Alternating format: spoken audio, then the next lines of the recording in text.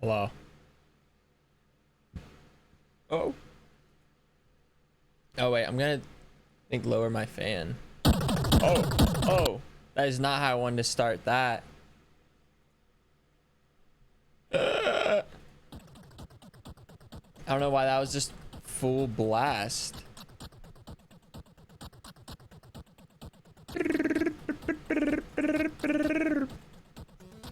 Okay.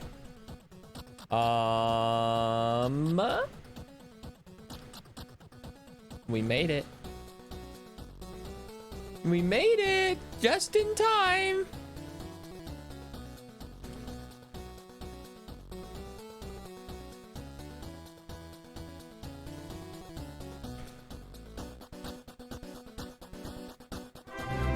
These chips are so good. Look, a completely normal time stream. Wow. Yeah. Some could say. Some might say.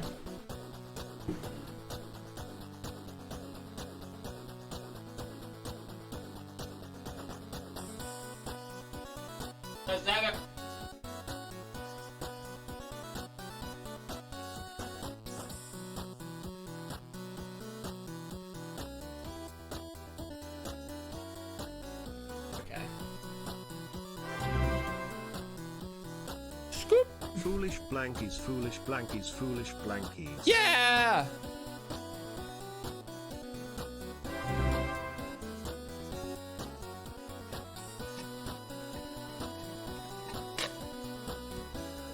This water didn't really taste very watery. 13 months. Thank you, Vlarat. Night Whisperer, Sun Poison, Chloe, Grace, Sammy, Elid,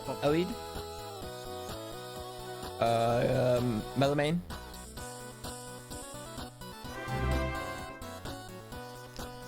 To the best. Oh yeah, will this VOD be saved? I have no idea.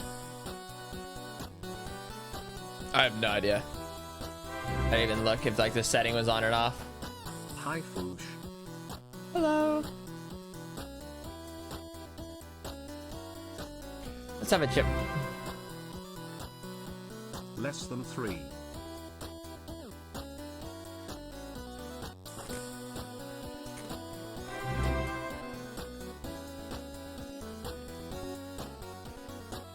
Chip.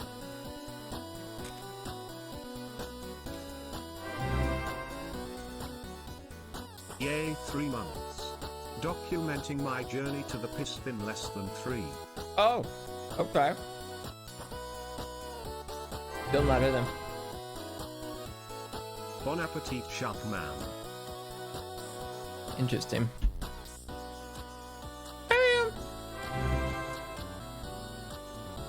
Hey, 10 months. How are you, Sharkman? Oh, still a little chip in there. Good. 6 months with Strimmerman. Oh, good. Thank you for the 6 months.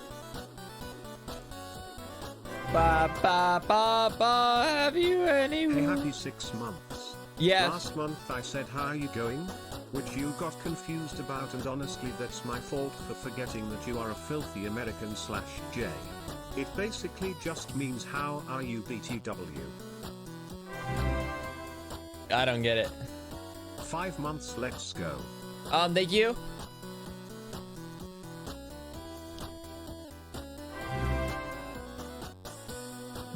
Four months.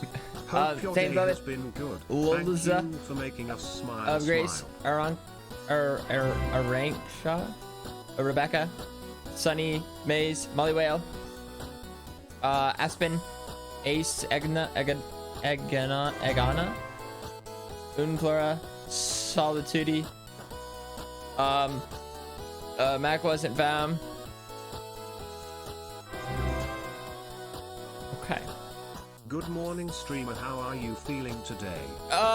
Good. Good. Just doing things and stuff, so. Happy 6 months, King. But I knew today and like tomorrow, will be with everything with the show. So, I don't know. I don't know if I'm gonna stream before or after the show tomorrow. Hi Foolish, how was your day? Also, my friend has the shift dance song as a ringtone. Oh, that's interesting. Great. Hello chat, hello streamer, happy 6 months. Thanks. Update: acid at Disneyland is only fun if you're not scared of furries with big heads, not you Foosh.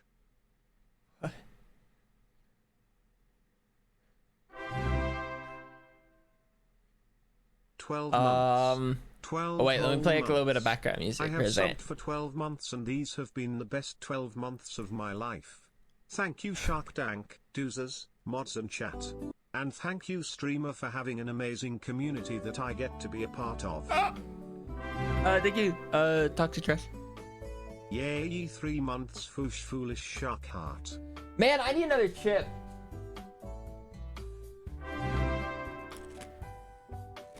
Back for another month.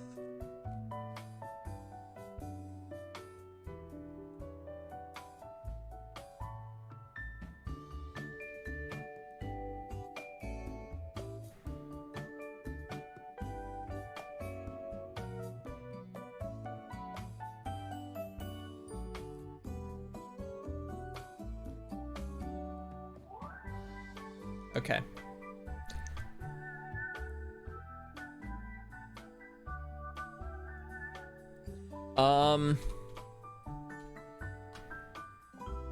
My hair's starting to upset me more and more, and this whole like growing it out thing is becoming a hassle. Which I think I've complained about this already. But, like, it just struggles to stay up, and like if there's like any amount of like 8 wind months already. or like Thanks for providing weather the or dopamine like that I like anything, Foolish like Shark it just like goes like it's just like.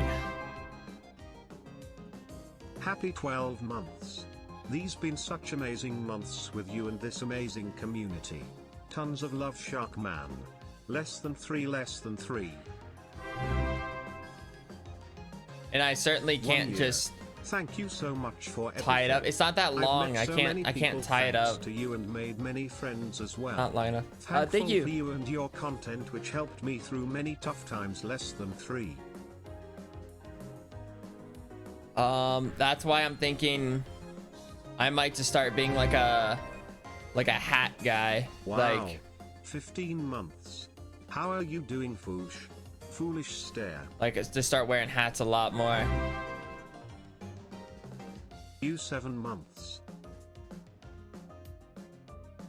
It'll just be easier.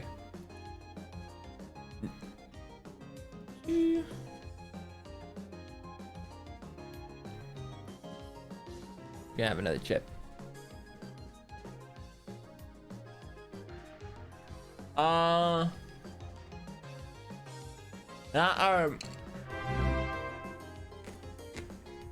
4 months yo ooh.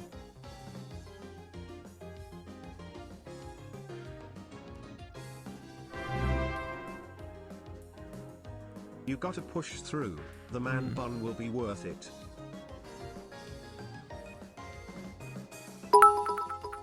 No, I'm not cutting it off, to be fair. Why does everyone say you are less than 3?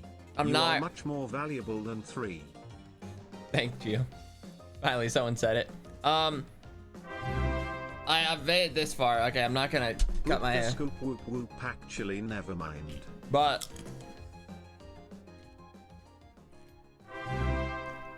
I don't know. Woo. I don't know. I was gonna go with that at all.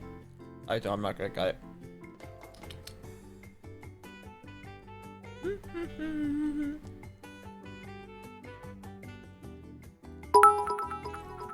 Oh. I'm 22 today. The years truly don't stop coming. Happy birthday!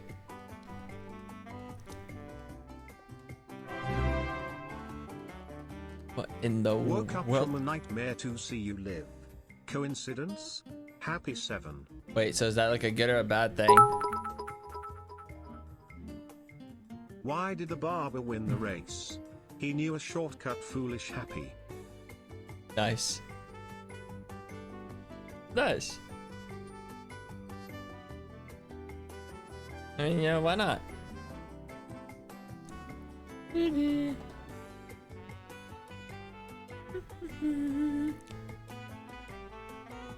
Oh no.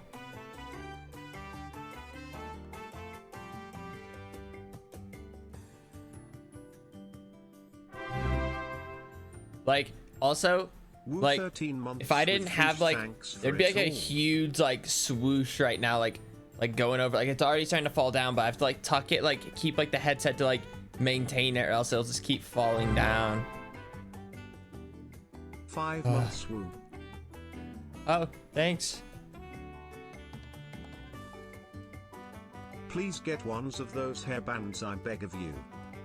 Hairbands? What's that? I don't know.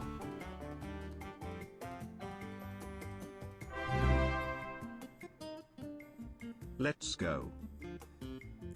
I don't think I would just start wearing headbands. You know, we haven't considered, like, the bandana route.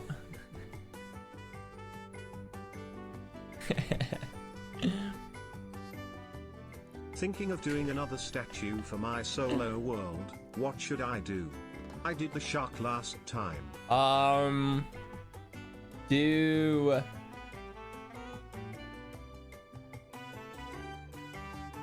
looking. Let's just try, like, kind of like looking around, like, see if I can find anything. Because my first answer was just gonna be like this chip, but I don't know how exciting that would be.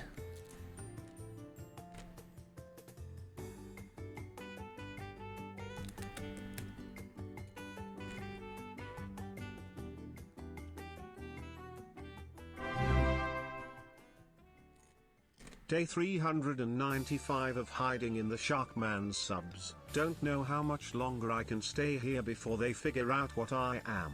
Luckily my messages go mostly undetected. 13 months pog foolish shark heart. Okay. Chat, our visual learners, show us what you mean by the swoosh not staying. You really think I'd fall for that? You think? Oh, this good? Would this video be good? Memes that got the homies wheezing. Boop,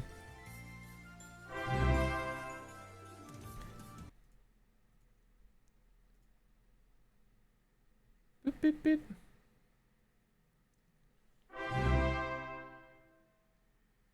I just want to say thank you for always being live even when you might be tired of it. What? 12 months. No, Hope we are not everyone is homies. well. To be listen, I was just reciting the name of the video. That's not. I just feel like we're kind of jumping the gun a little bit. Compared to the shark build, I don't think the trip would be exciting, but I could try. Okay, do a Grim Reaper.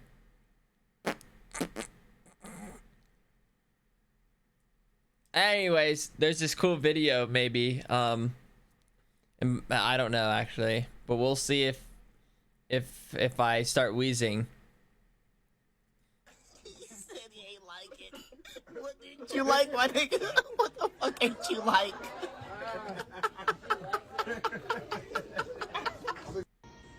Okay. Bro, what are you doing? The fucking sync won't work. Fuck this stupid. 911, what is your emergency? I need an ambulance. Okay, sir, what's going on? Look, I just need an ambulance. Okay, sir, can you please tell me why? Look, I don't have much time. Can you please just send an ambulance to me right now? Sir, we need to know why you need an ambulance. Can you please provide more details? Stuck in the wall, okay? Okay, we're sending over a unit. Thank you.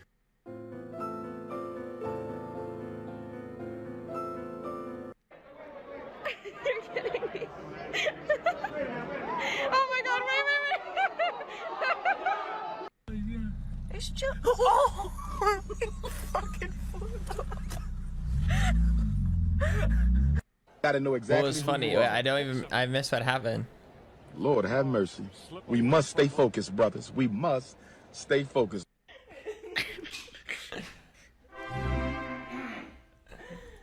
Wait, I think I remember this clip. I forget. Someone showed this to me, and like literally like the actual like MLB like Major League Baseball like TikTok account like posted this is like which I just find it funny. Lord have mercy. We must stay focused, brothers. We must stay focused. I mean,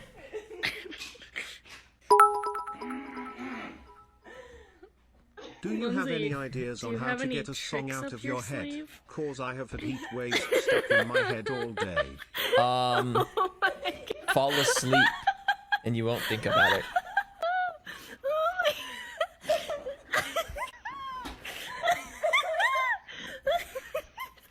I mean, I don't know if it was that funny, but Grim Reaper sounds cool, doing it all in survival. Also, our dudes is not your homie. oh, He's all in. nah. It's okay chat, this is my channel anyway since I won the fight. We're all homies, peepo cute. You still didn't like the video? Please do it now and subscribe because it means a lot to me. Do it! Just do it!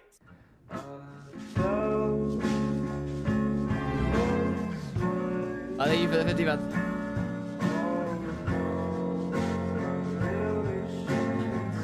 I'm confused.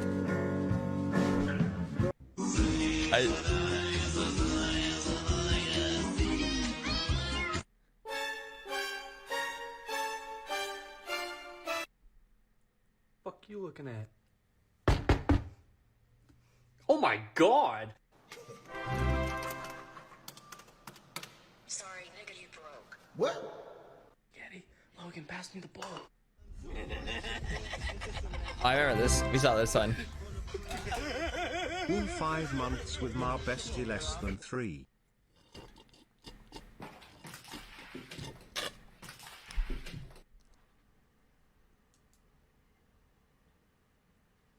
Bro.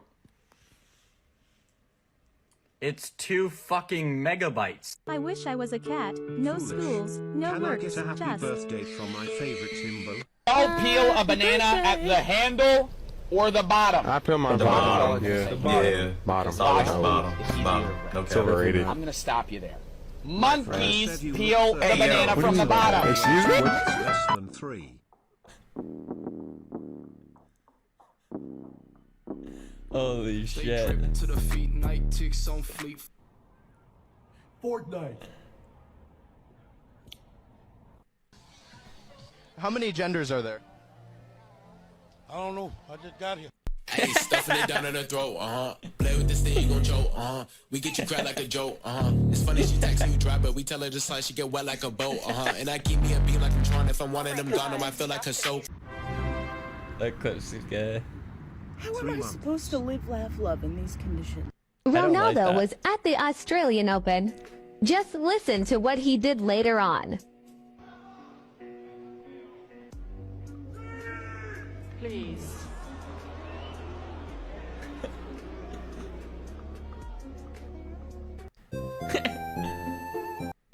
Wait, what did he say? Like, what did he even? What did? I'm confused.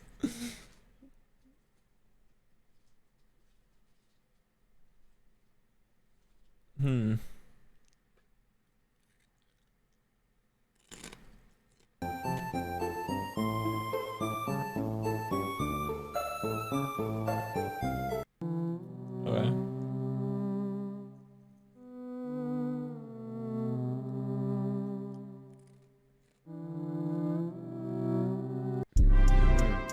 Here they go with this metronome, man. Oh my God. Yabbity boobity babba doo boop. Boop boop. Or shooby dabba doo boop. Doo boop. Or yabba dabba doo boop.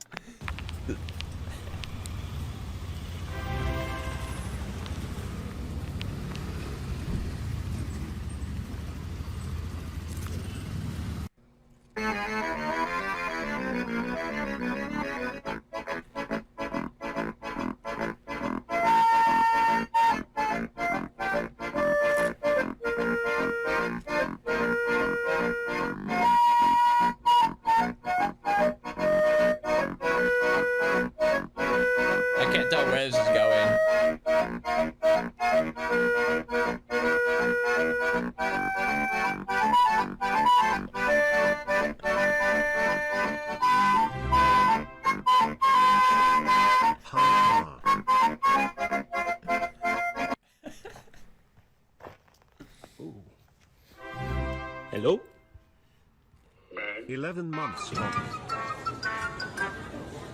Bro, just bowl.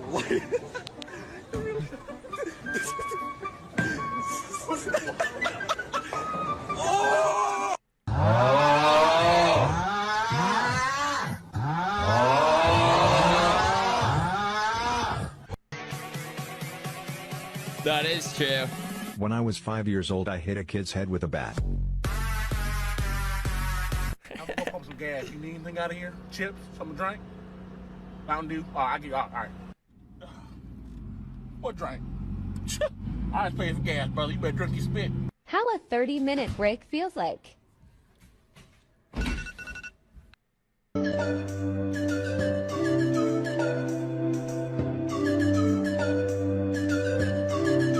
What age should you give up on your dreams? 65. Why? Wait, no, actually, 80. 80? Wait, no, actually, don't give up on your dreams at all.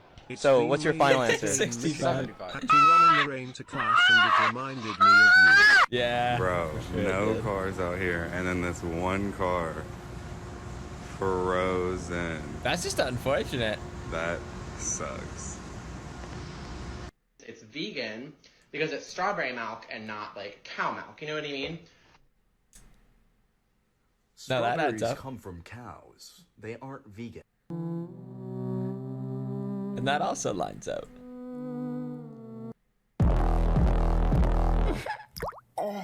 Yeah, no cap, him me up. You could be my e-girl. Fuck you playing with, Vic? What's that?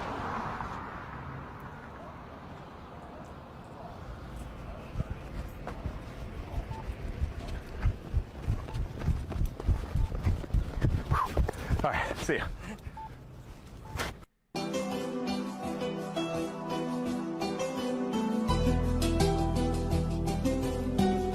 Bro said F finals.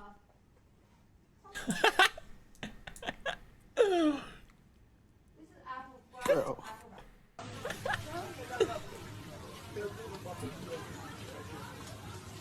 Oh God, get the fuck away from me. Oh, he gone. He leaving. He's leaving her. Oh my gosh, fuck you. Oh. Damn. Damn. Oh. He love her though. He love her. Look. Come back, bro. You gotta come back. Ah, this nigga.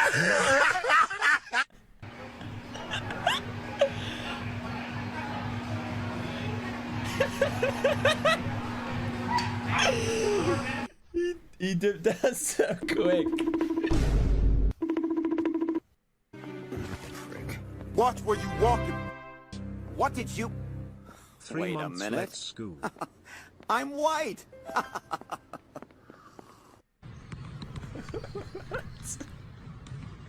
Oh, nothing like a good cold can of... after a long day. Yeah, just a can.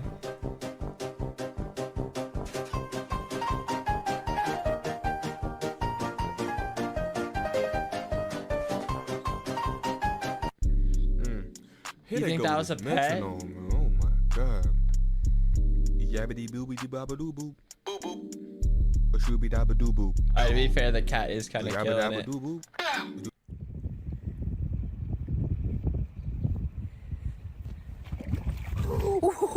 Aw. Definitely. So you see this right here? Yeah. I got him. This has to. If this is not cake, I am going back home to England and I'm starting a new life.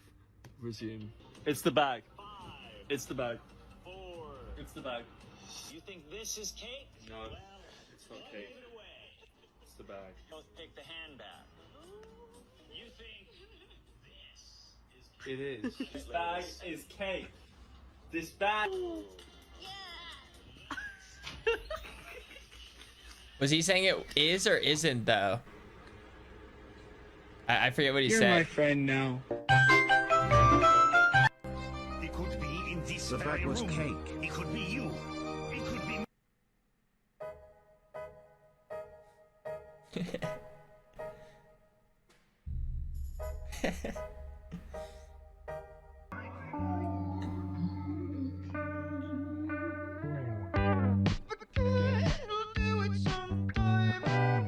Wait, why is he dancing?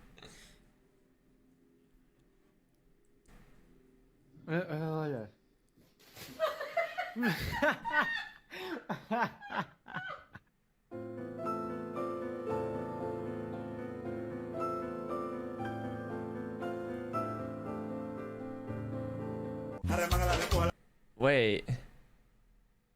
Wait, is there supposed to be like a story told here?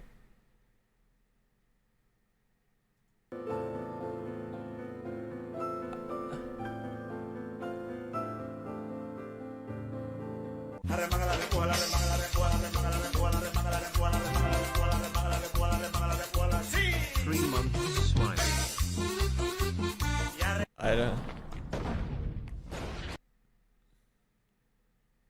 I don't know. I don't know, like.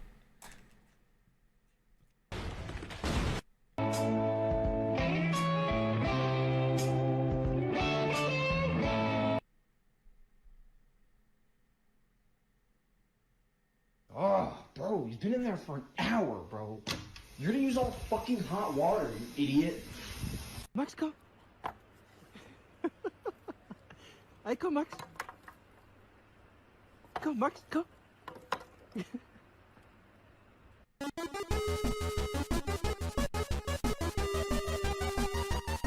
Oh, that car's jamming.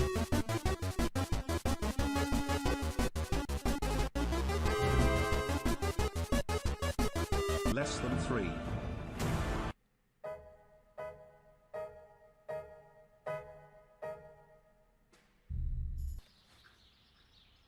Wait, what? I like blanked out. Like I don't even know what happened. 8 months. Tutorial how to char. Glad I was able to catch the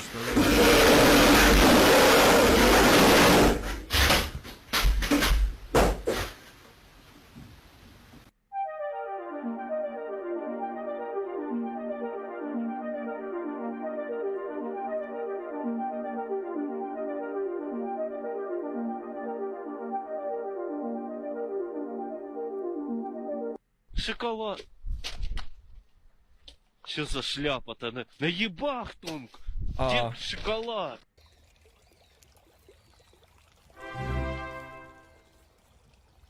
Four months woo. 4 months woo.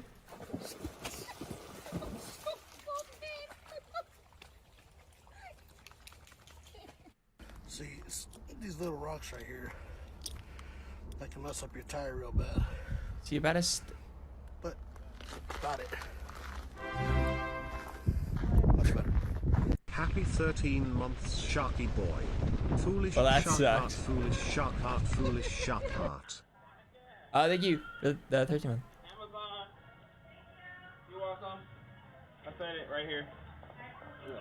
Is that enchiladas? You smell that? No. You want a burrito? Stop playing. If it's ready, I'll take one, please. Oh my goodness.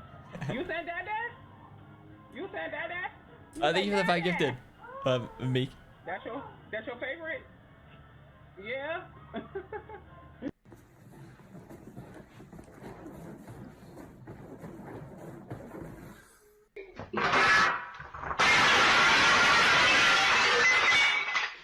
no! Our table! It's broken! I hated that. Peepo hey. People, hey. Oh, that's decent.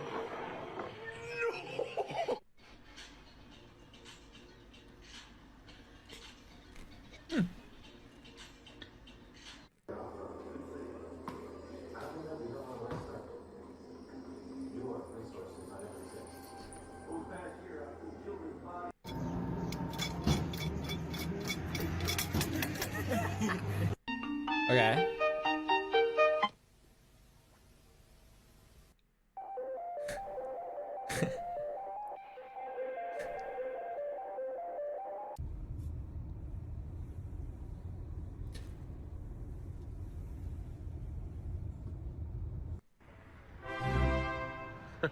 What a funny name for a strip club.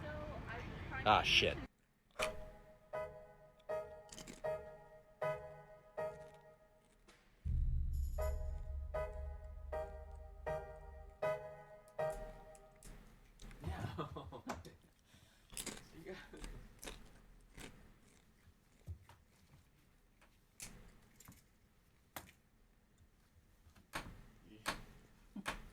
Looks like he had like shit on his mouth.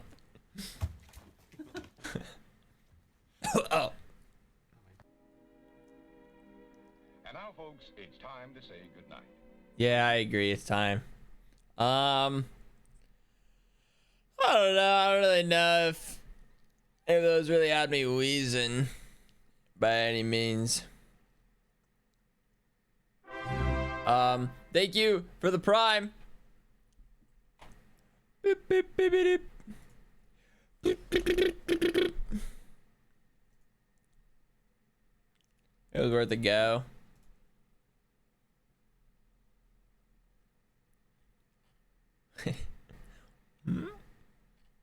Yeah. Thank you for the prime. People, hey streamer, foolish shark heart, foolish shark heart.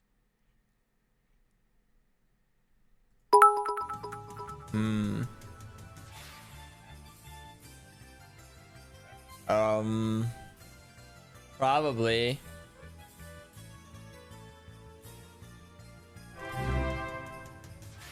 I don't know. Hi Foosh, I got a dress for prom. Who cheered? Who cheered? Wait, what?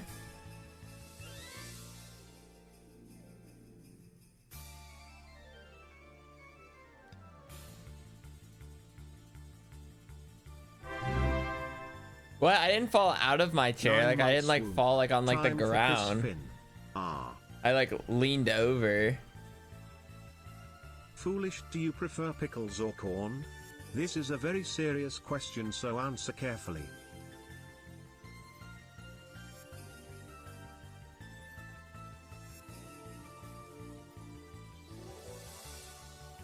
This feels like a trap. Maybe it's secretly a D's nuts joke, and I just haven't spotted it yet. So it has been a while since I've been got.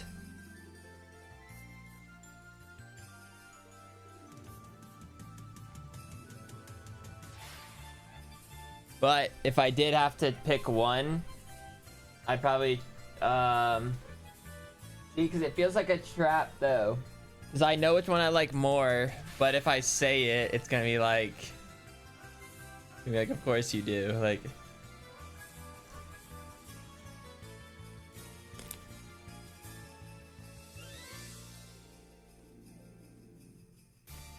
have you seen my Karatuas on YouTube? She's a seamstress, she's so funny. I'm clip.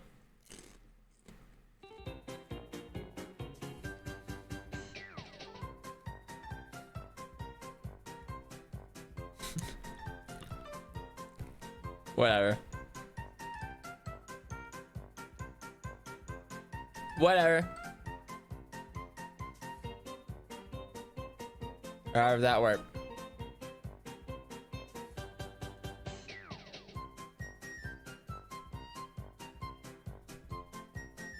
When did Picasso die?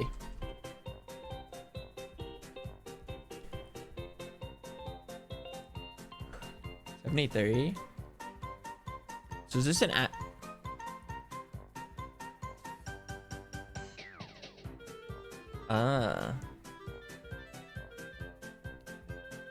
No, but I was just like looking at YouTube videos. It's not a trap, I swear. There's the thing. It's a debate in the Discord. I wanted to ask the man himself to settle it.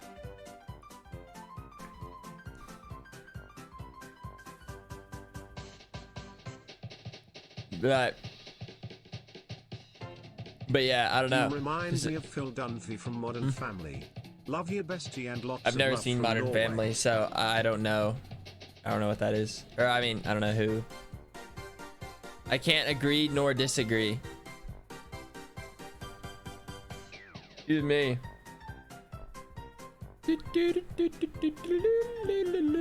Oh, that's kind of interesting. I don't know anything that I really want to watch it.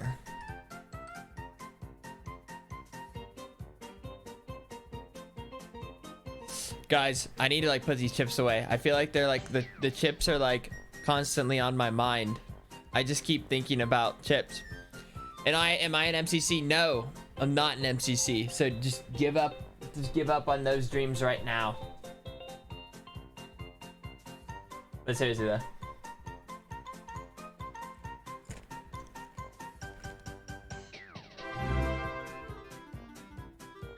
Happy 3 months, sir.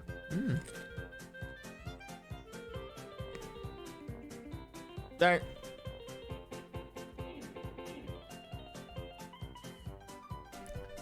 But like, you know, if you wanna, you know, think about it and be like, oh, maybe he's lying, fine.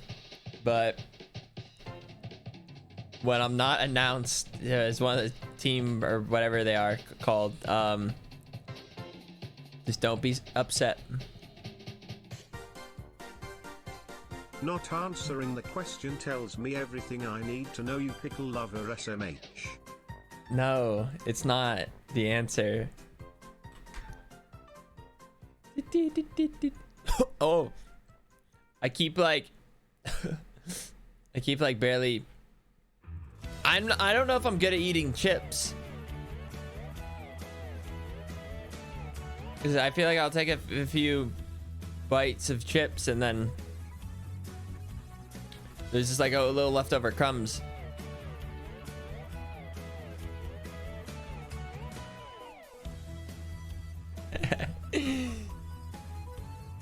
I didn't even say which one I liked more, so like we don't know.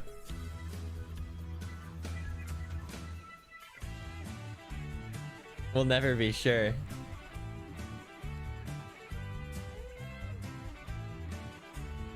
Hey. All right. Sure, I'm down.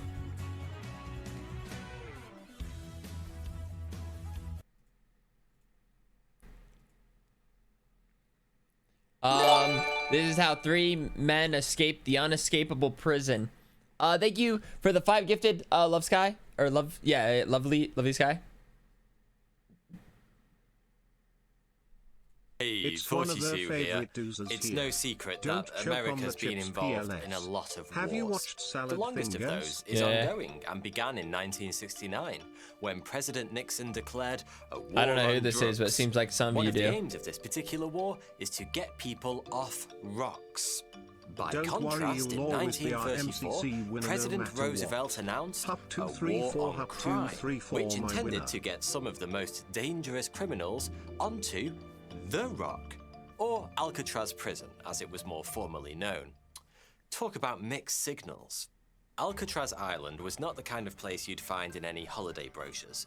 Instead of sun lounges and pina coladas, it was home to a 19th century fort, which after some remodeling and redecorating became a maximum security prison, welcoming its first inmates with a little in decor 1934. And get the real prison-y feel they were going for. Operation, Alcatraz housed some of the most dangerous criminals in history, including George Machine Gun Kelly, Al Capone, and Alvin Creepy Carpus, one of only 6 people in history to have Alvin Creep.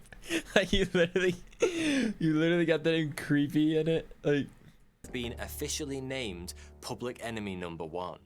In addition to criminal heavyweights like these, I've never even heard of that Alcatraz also one. I've housed never heard of that prisoners guy. who were considered troublemakers, especially those who were the most likely to try and break out. There was a very good reason for that. Not only was Alcatraz considered to be America's strongest jail, but thanks to the island's location in San Francisco Bay, with its cold waters, visiting great white sharks, and strong currents, it was also thought to be 100% escape-proof. That reputation certainly didn't stop inmates from trying to get out, though. In all, 36 prisoners attempted to escape the island across 14 different attempts. The less imaginative just tried to make a run for it.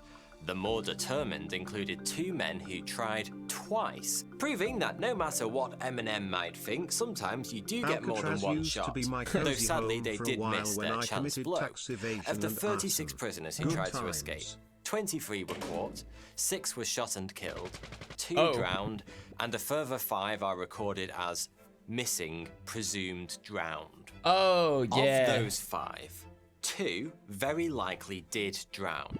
But for the other 3, well, their escape is arguably the most impressive prison break ever recorded. I think I remember hearing some like Except bits and parts perhaps about for this. that Japanese soup guy.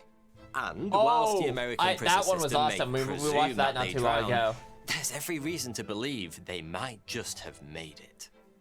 Frank Have you Morris, ever played any John of the games Anglin, they play and on Clarence MCC Anglin before? escaped from Kinda new Alcatraz heel prison slash late at J. night on the 11th of June, or possibly in the No. early hours of the 12th of June, 1962. It'd be tough for me to do. Never to be seen again. Actually, that's not entirely true, but more on that later. The investigation into this ingenious escape would be aided by the fourth member of the group, the one who didn't get away, Alan West. Though West would claim to have been the brains behind the plan, the fact that he was the only one who didn't escape casts some doubt on the credibility of his story. Did he just want to The take more credit for likely it then? mastermind Did was he just Frank want Morris, the a career glory? criminal with an IQ of 133, Oh. who had already escaped once from the Wait. Louisiana State Penitentiary. How high of an IQ is like 133? Like comparatively. Like what would it? It's like, is that like really high averages? Like, okay. So basically, me and this dude are trying to like. While serving a 10-year stretch for bank robbery. After evading capture for a year, he was eventually rearrested during another robbery and sent to Alcatraz. Yeah, to see it. Joining West and Morris in their audacious bolt for freedom were John and Clarence Anglin, two brothers who did everything together. As boys, they were said to be strong swimmers who impressed their siblings by swimming in the freezing waters of Lake Michigan whilst it still had ice floating on its surface. They were built for this. Just the type of training needed to brave the frigid waters of San Francisco Bay. The brothers remained inseparable as adults, sharing their favorite hobbies like bank robbery and serving time, eventually finding their way to Alcatraz after numerous it is nice when you can attempts do bust out of hobbies Atlanta like prison. together with someone. The four men knew each other from previous prison sentences happy for and him. were placed in adjoining cells at Alcatraz because obviously the first thing you should do with inmates known for jailbreaks is to give them the maximum opportunity to communicate in private.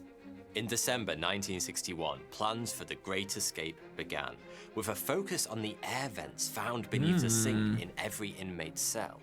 With the help of some old saw blades found around the prison grounds and spoons stolen from the mess hall, West, Morris, and the Anglin boys widened the ventilation shafts in their cells. So far, so Shawshank Redemption. But the men's progress was accelerated with the help of an ingenious drill fashioned from scavenged items, including the engine from a vacuum cleaner West was tasked with repairing. By drilling closely spaced holes around the air vent cover, a whole section of wall could be removed.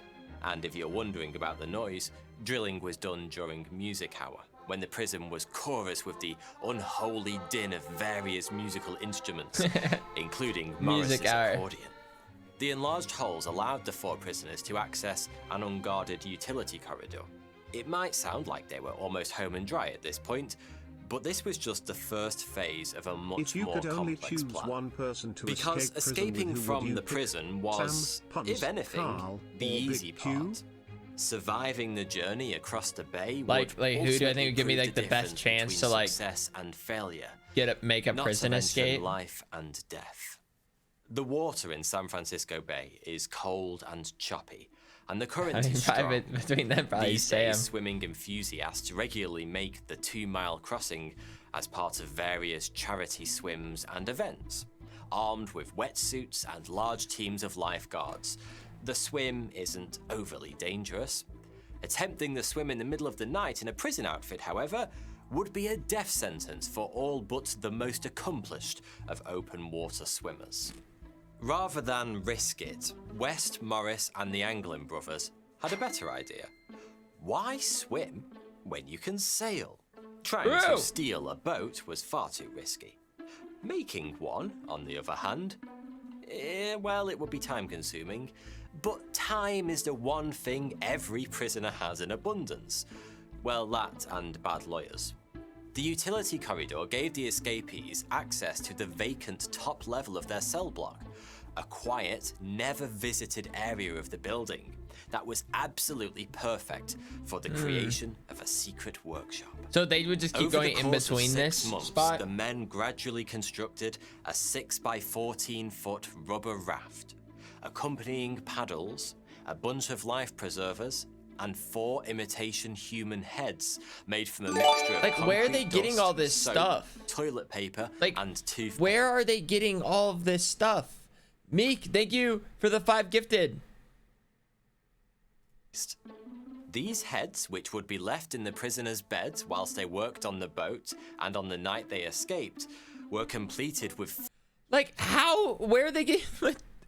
Like, where did they say where they get the hair from?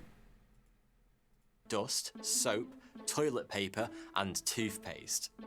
These heads, which would be left in the prisoners' beds whilst they worked on the boat and on the night they escaped, were completed with flesh-coloured paint stolen from the art supplies and hair provided by the prison's barber shop. If you're watching this video from inside a maximum security prison, perhaps it's time you signed up for that arts and crafts class. You have to be impressed by the amount of patience, ingenuity, Those are and pretty good discipline looking. that went into the escape plan. But Morris, West, and the Anglins were also helped along by a healthy dose of good fortune. The prisoners spent a lot of time reading magazines and books from the library. And even though all the publications were censored to remove anything that might aid an escape, 2 popular mechanics articles made it past the filters and gave the prisoners some real inspiration. At first glance, it's easy to see how these articles didn't raise alarm bells. The first handy article from the November 1960 issue was about rubber goose decoys made by a hunter. Since the goose hunting options on Alcatraz Island were a bit limited, prison officials understandably thought this story harmless. But the piece included details of a technique called vulcanizing, which sadly has nothing to do with dressing up like Spock, but instead described how the hunter bonded pieces of rubber together. The wannabe escape artists put the theory into practice. They stole, or with the help of other prisoners, collected more than 50 standard issue rubber prison raincoats. I mean, to be fair, I feel like I can't even blame them on that whole like, how would you even think like they like that's just that's real crafty on them. That they then used to make a raft. The seams were carefully stitched and held together using rubber cements containing vulcanizing agents stolen from the prison glove-making and cobbling shops. The vulcanizing process was completed using the heat from nearby steam pipes, which hardened and sealed the rubber, making for a rudimentary but impressive getaway boat. Inflating the raft without a pump would have been a difficult, time-consuming, and potentially impossible task. If you've ever tried to inflate an airbed using nothing but your lungs, you'll know what I mean. In fact, I've seen a man pass out trying to do just that. Though unconsciousness in that case could have had something to do with excessive cider consumption. Anyway, with a stroke of genius MacGyver himself would have been proud of, Morris solved the inflation problem by making a pump out of a concertina, a type of musical instrument like a small accordion that makes sound by being pushed and pulled, just like a set of bellows. Popular Mechanics came to the rescue again in March 1962. So this Popular when Mechanics, the magazine included a demo of life vests for ocean travel, a must for sailors, senior citizens on an ocean cruise, and prisoners trying to escape a maximum security facility surrounded by open water. As we all know, the first rule of jailbreak is safety first. So, with a raft, life vests, and paddles made of old wood and leftover screws, the crew had transport from the island sorted. The next big question was how to get out of the prison. How long did this whole thing take? Eventually, they found a ventilation shaft that led off the utility corridor. This whole process. In advance of the Great Escape, the prisoners climbed the shaft to the roof, pried open the ventilator at the top, and then kept it in that position with a bolt carved out of soap, ready for the big push when the time was just right. That time was the night of the 11th of June, 1962. So, like, when the men... you're telling me, so 6 months Is 6 months a few months? Either way, so you're telling me in this time they were able to make all these things and store them and like no one sees this? Like I know they said like they don't check the area, but like not even once during like. Finally made a break for it. Unfortunately for West, though, he was unable to get out of his cell. West had built a false section of wall to hold his vent in place and conceal the expanded hole behind. But the cover-up had begun slipping, and West had used cement to reinforce the concrete. This solved the slipping issue, but he'd done too good a job. The cement had set, and he was unable to get the vent removed in time. The others tried to help kick the vent in from the outside, but to no avail. Aww. When West finally managed to get out of his cell later that night, the others had already gone, and he was forced to turn back. Aww. Meanwhile, Morris and the Anglin brothers had scaled the ventilation shaft and gotten onto the roof of the prison. They made quite a racket in the process, and were actually heard by the guards, but they failed to follow up on it and missed their best chance to apprehend the group. Carrying their gear, the trio made their way across the roof, then down 50 feet of piping to the ground. From there, they scaled 2 12-foot perimeter fences and made their way to the northeast of the island, which was a blind spot for the searchlights and guard towers. It was here that they inflated their raft and set sail. But, for obvious reasons, this is also where that trail of evidence runs cold. No. What did the men do? Did they, for example, paddle to nearby Angel Island, where they could rest a while before a short swim to the mainland? That's what West claimed the plan was when he was interrogated, but it's impossible to know if he was sharing the real plan or making up a cover story to throw the authorities off the scent. There was also a reported sighting of an unidentified white boat in the bay that night, fueling speculation the trio could have had outside help and been picked up. Whatever happened, the men got a good head start. They were only discovered missing the next morning, triggering a huge manhunt. The search covered both land and sea and involved the military and various law enforcement agencies. The men were never found, but on the 14th of June, a paddle was spotted floating close to the shore of Angel Island. Later that day, a wallet wrapped in plastic was found nearby, containing the names and addresses of the Anglin's family and friends. Another week would pass before what was believed to be the remains of the raft were found close to the Golden Gate Bridge, and a day later a life vest was retrieved from the water just off Alcatraz Island. Of course, the tides and currents in the bay had scattered these items all over the place, making it impossible to draw any solid conclusions about the escapees' whereabouts. So the authorities stuck to the more convenient story that the men had most likely perished. Even though the FBI wouldn't close their case until 1979, the US Marshals Service, on the other hand, still have an active case open to this day. As the years have gone by, I mean, at this point, they'd all just be dead by now, even if they did live, right? Along with multiple theories about their movements. Members of the Anglin family say John and Clarence's mother received flowers every year, along with a Christmas card apparently signed by the brothers. Rumor has it there was even a pair of large and rather strange-looking women who turned up at her funeral. Similarly, 2 strange men were reported to visit Mr. Anglin Sr. to pay their respects whilst he was in his funeral home. These men didn't identify themselves, but apparently got very upset and left rather suddenly. In 2015, a photo of the Anglins came to light, which was apparently taken in 1975 by a family friend, Fred Brizzi, who claims to have met the brothers in Brazil. The photo shows 2 men in large sunglasses next to a rock or termite mound, apparently on the farm that they were said to own in Brazil.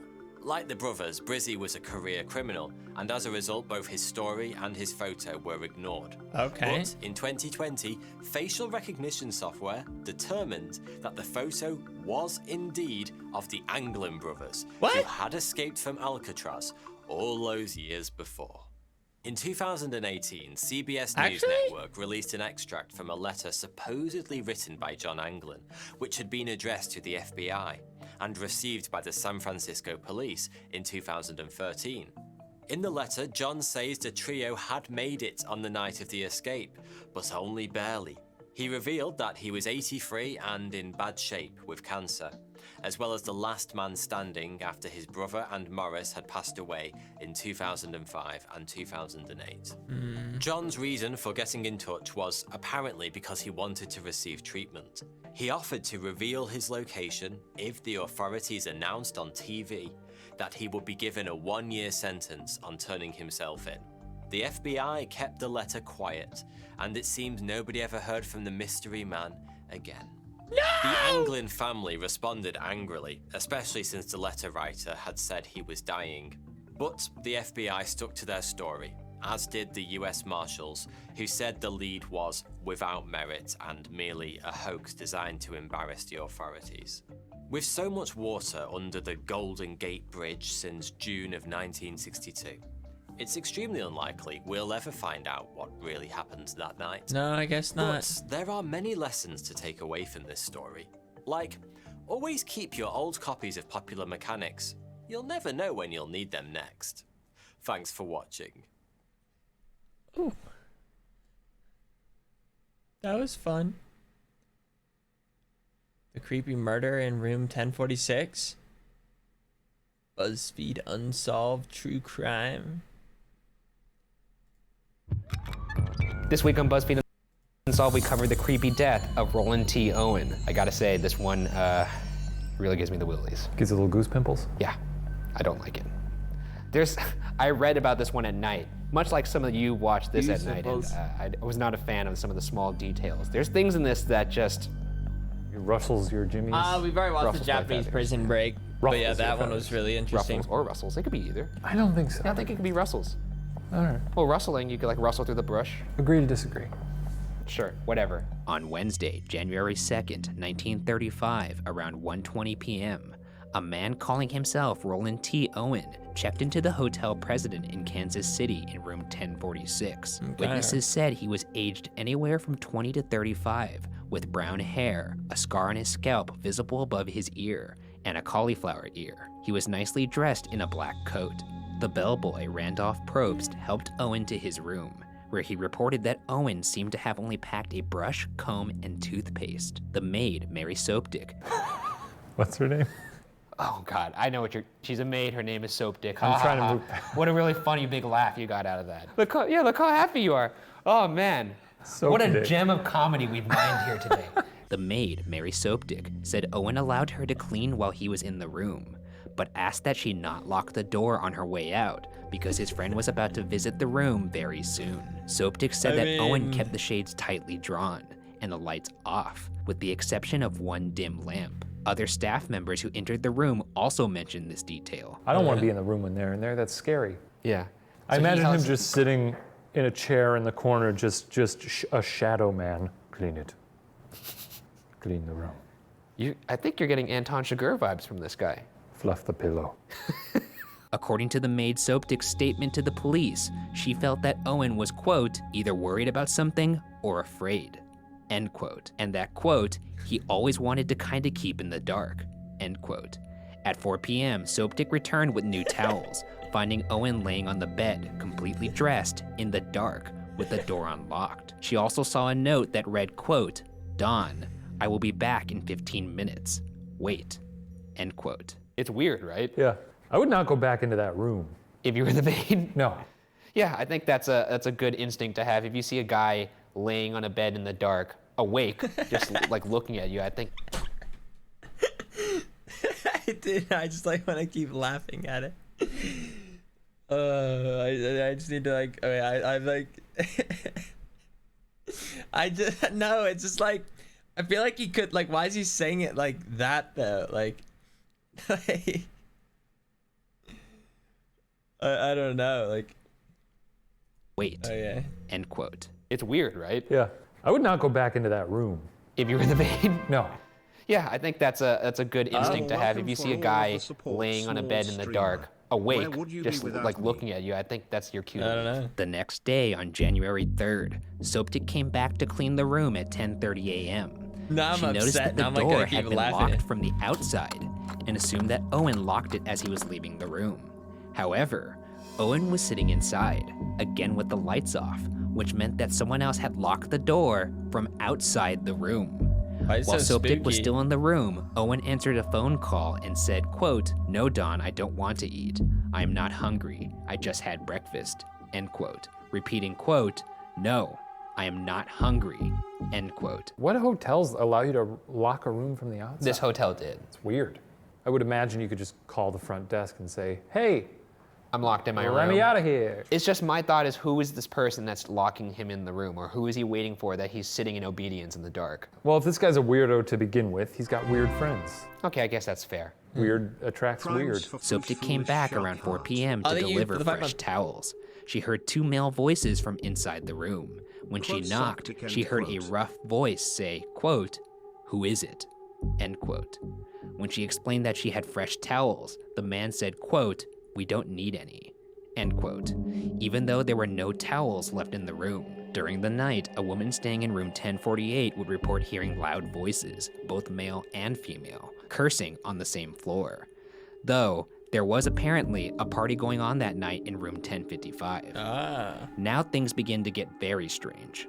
The next morning, on January 4th, around 7 a.m., the hotel phone operator noticed that Owen's hotel room phone had been off the hook for a while without being in use. So, she sent the bellboy Probst upstairs to 1046.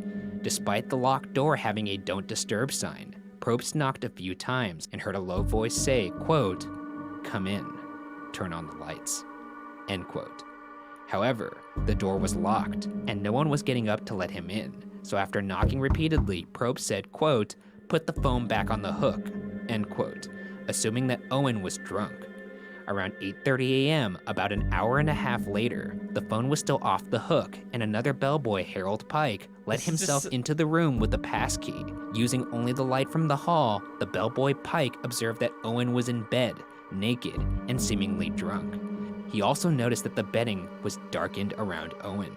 The phone stand was kicked over, so he fixed it and put the phone back in the receiver. They went in there and they saw this person on the bed with a dark stains all around them, and were like, chill. Those are your sheets. He's obviously making himself into a Sunday, nothing to see here. Right. Let's go back down to the front Don't desk. just leave. Stupid. At approximately 10:30 to 10:45 a.m., the phone was once again out of the receiver. They sent the original bellboy Probst to resolve the situation. When he opened the door, he stumbled upon a truly horrific scene. Here's his statement to the police.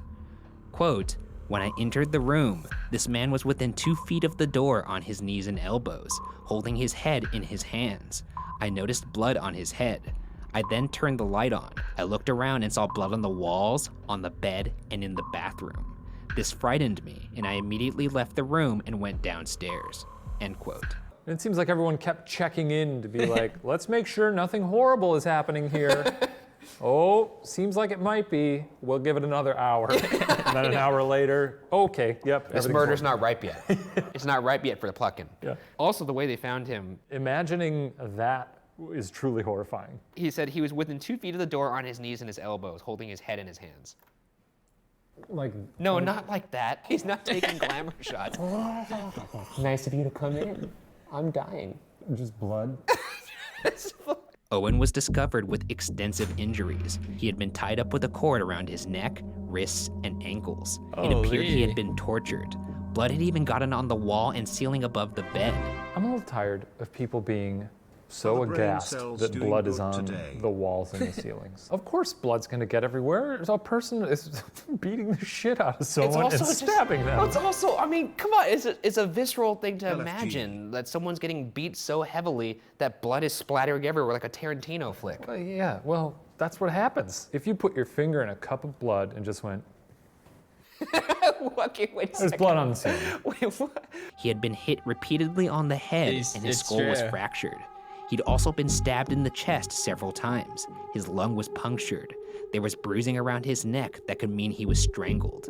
Remarkably, Owen was somehow still alive though. One of the detectives to arrive on the scene would ask Owen about anyone else who had been inside the room.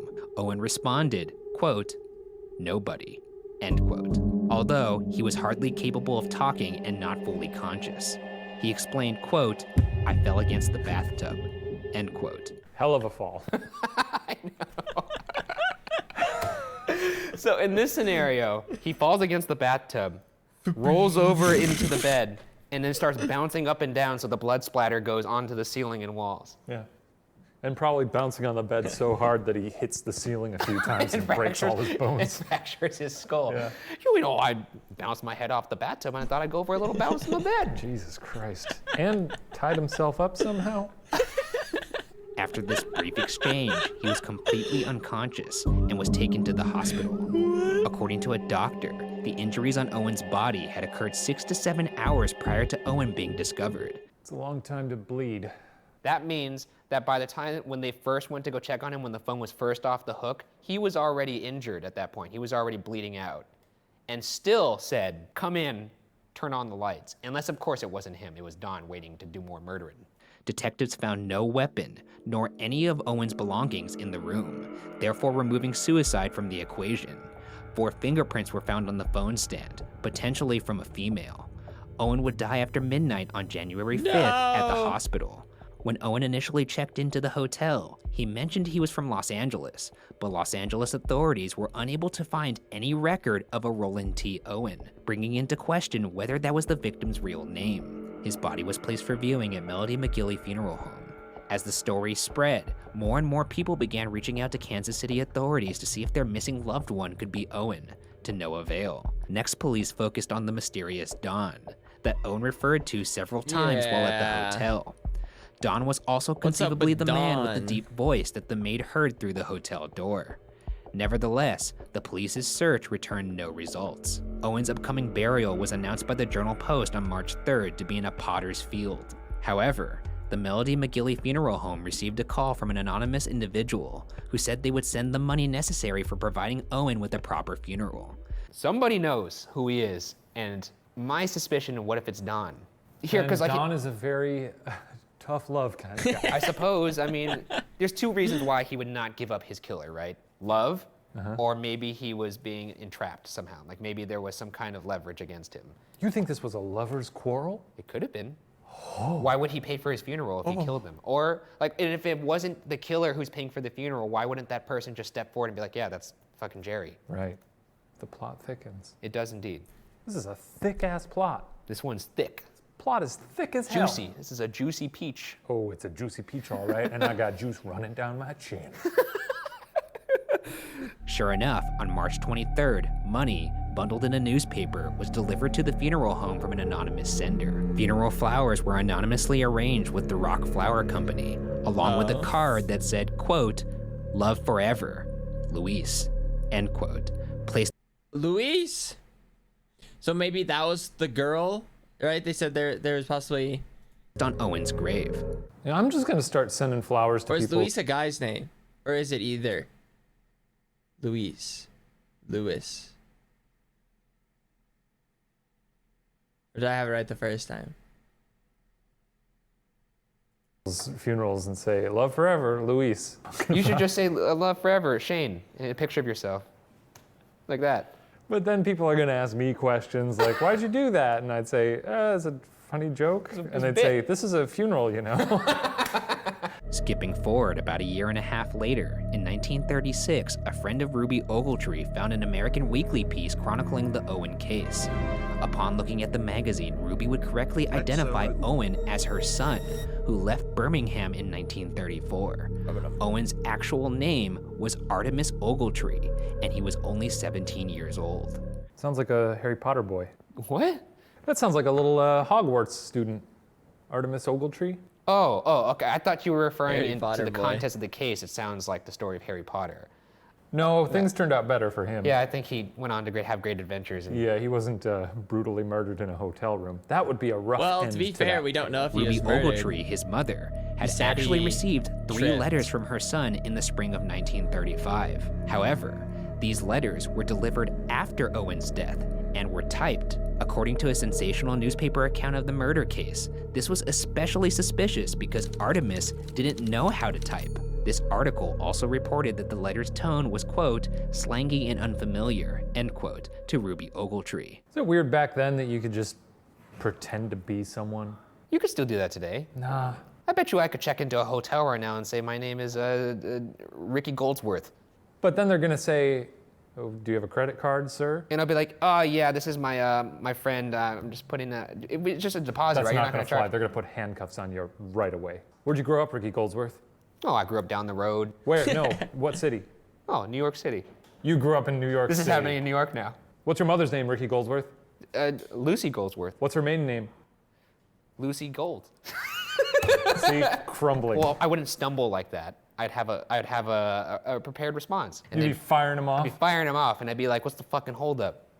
I'm trying to check into a room, and you're giving me a goddamn inquisition? Is this how you treat all your customers? All right. Who do you think you are? That's fair. Huh? Okay, and I that's poke fair. him in the chest like this. Huh? At this point, I'm Buster? giving you a room. All right? You did it. You win. You win, Ricky. After some time, it was revealed that Artemis Ogletree had also stayed at the St. Regis in Kansas City with another man, possibly Don. In the early 2000s, Dr. John Horner, the author of an exhaustive account of the murder case published by the Kansas City Public Library, received an out-of-state call about Artemis Ogletree. The caller claimed to find a box containing newspaper articles about the Ogletree murder in a deceased elderly person's belongings. According to the caller, there was something else in the box, something else that had apparently been referenced in the newspaper articles. Unfortunately, the caller did not say what that item was. After that, the case would have no further revelations and would disappear into obscurity. And with that, let's get into the theories. The first theory is rather simple, that the man referred to as Don beat Artemis Ogletree to death in room 1046 and acted alone. As mentioned before, it came to light that shortly before his death, Ogletree had stayed in a different Kansas City hotel with another man, possibly Don. Don was also conceivably the man with the deep voice that the maid heard through the hotel door. But even if this theory is true, the police were never able to figure out who Don actually was. The second theory is that the unknown Don didn't act alone. The unknown Don. This theory relates to an observation by Charles Blocker, the elevator operator the night of the murder. His observation also perhaps sheds a little light onto who Don could be. The night of the murder, Blocker saw a, quote, commercial woman, end quote, going to the 10th floor. The elevator operator estimated that the woman was 135 pounds and about 5.5 feet tall. She had dark hair and was wearing a, quote, coat of black Hudson seal or imitation Hudson seal, end quote. What is the commercial? What a commercial woman? She would look like she was dressed in very nice clothing, so they called her commercial woman. What? Anyways, I didn't make up the name. That's what they called her. She looked like the Pine Sol lady. Yeah, sure. Yeah, she was hanging out with the Brawny guy. She was next to a big, tall, bald man in a white t-shirt. Yeah, it was her, Brawny, and Mr. Clean. They all went and they just went off on little adventures. Blocker claimed this woman was looking for room 1026 to meet a man she was unable to find. It's possible that this woman was looking for Ogletree and had mistaken room 1046 for 1026. This commercial woman was also seen with a man from the 9th floor, a man that the elevator operator said was the same height and weight as the woman. Some speculate that this man could have been Don. If you'll recall, there were fingerprints, potentially from a female, found on the phone stand, and a woman staying next door in room 1048 reported hearing loud female and male voices cursing.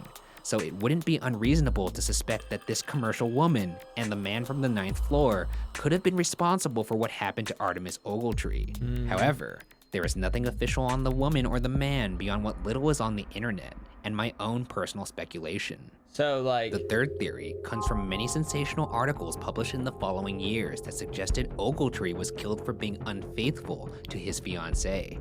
I'd like to call to mind the announcement in the Journal Post that Ogletree would be buried in a potter's field. The announcement that appeared to prompt an anonymous caller to fund Ogletree's funeral. According to a sensational article published in the Newcastle Sun called Mystery Murder in Room 1046, that sequence of events went a little differently. The article states that a woman called the local paper to say, quote, "You have a story in your paper that is wrong. Roland Owen will not be buried in a pauper's grave. Arrangements have been made for his funeral," end quote. I'm gonna start using A pauper's grave? Well, just a pauper's as sort of a descriptor. Like if I get a subpar salad.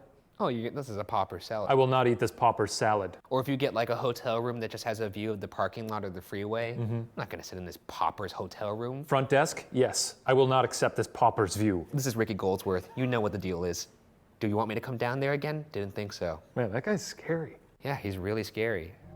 When asked to identify herself and what actually happened to the man still known as Owen at the time, she replied, quote, "Never mind. I know what I'm talking about. He got into a jam." End quote, before hanging up the phone. At the same time, a man called the funeral parlor where Owen was held and said, quote, "Don't bury Owen in a pauper's grave. I want you to bury him in Memorial Park Cemetery. Then he will be near my sister. Does anyone I'll just get send it funds to decide? cover the funeral expenses." End quote. These people hate paupers. I think maybe that may have just been slang for the time. Was it? I mean, it seems, unless these two people just love. Hello? Hello? Hello? Do you even know what time it is? Hello? Are you confused? No, I'm aware. You are just in shambles, aren't you? Hey, listen, it's a one time off thing. Mm-hmm. It You wasn't are meant just to go in this way. shambles. You don't know what to do with yourself, you know, when all your friends are gone. Yeah, right. You're like, woe is me. I'll just let myself loose. What's the point? What's the point anymore? It has been a little while now, hasn't it? Yeah, lots changed, I see, clearly. Literally, if one night I get started a little bit later, okay? And it's not even like my sleep's gonna get thrown off too much. Like, it's not even midnight yet, so like... You started an hour ago and it's almost midnight, so... Okay, and maybe it'll be a short stream. Maybe it'll be a short little stream. Maybe I'm about to end right now. What are you watching? What is this? The creepy murder in room 1046. When it's almost midnight? Yeah, it's the best time to listen to murder stories. Just gonna get nightmares. They're gonna have nightmares. You don't care? No. Okay. Well, so first you start at the ass crack. What is this? Is it Dusk. Dawn. It's dusk. Dusk Well, and dawn. Wait, we ride it. I think dawn's night. Well, No, dusk is night.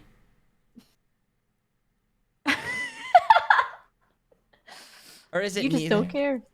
You just don't care about them. And that's a damn Yeah, shame. you're not really helping my case. You're coming in here. It's like you know, you're just setting me up for failure. What can I say? I'm for the people. Cena, but it's been so long. You know what we should bring back, because you and I are night owls now. No. The two of us. No, we're not. Just the two of us. We are not. We should bring back Stardew Valley. You want to play Stardew Valley? I just ordered fries, but Just fries? it's possible. It is possible. Yeah, I did order fries. I ordered it's Mediterranean fries. There's lamb kebab and beef on it, and there's like hummus and Oh, okay. So it's not like just it's like a thing of French fries. It's like fancy like fry fries. sauce, and yeah, there's like sustenance on it, some vegetables. Tina, do you recognize this pen? Let me see. Oh my god. You thief. Yeah. You're a thief. Yes. I'm not gonna lie, I've been looking for pens to swipe. I just don't have a single pen, and I'm like, this is kind of ridiculous. I need one. Well, you had your chance, okay? I was trying to help everyone out, and you missed out. It's true, and you know what? We should just go back. I think we should just go back. Ooh. Get some more, Back to LA, that's pretty far. Ooh. Yup, have a good night. I mean, Shorter than one of your streams, so. Well, didn't really think about it that way. You literally stream for longer. Alright. So it's, Touche. But it's just not gonna work because I'm a night owl, so it's just Oh, I'll take a red eye, bud. Those exist. So, Oh no, I don't. It's just You seem like the type to be able to fall asleep on a plane if you want to. no. I certainly could. I fucking knew it. Of course you can. How is that like? How is that like? Of course you can. Of Like, course you like, fucking how is can. that? How is that? And of course you can. You probably Like, come all travel ready with your fucking neck pillow, and as soon as you close your eyes, you're out like a light. no, I don't. I don't own a neck pillow. You would. You will. Yeah, maybe if You I will like own a neck travel like a pillow. long. No, I don't know. I feel like I would not. I wouldn't want a neck pillow. Oh, right. Yeah, I know. The posture is good already. Don't need any help. That's not what I was saying. I was just saying. Yeah, like, yeah. The posture I is don't just know. for steam. I'm very like I like to try to bring as like less stuff as possible. So like a neck pillow would like add on to the things. It would just be a hassle. You know what?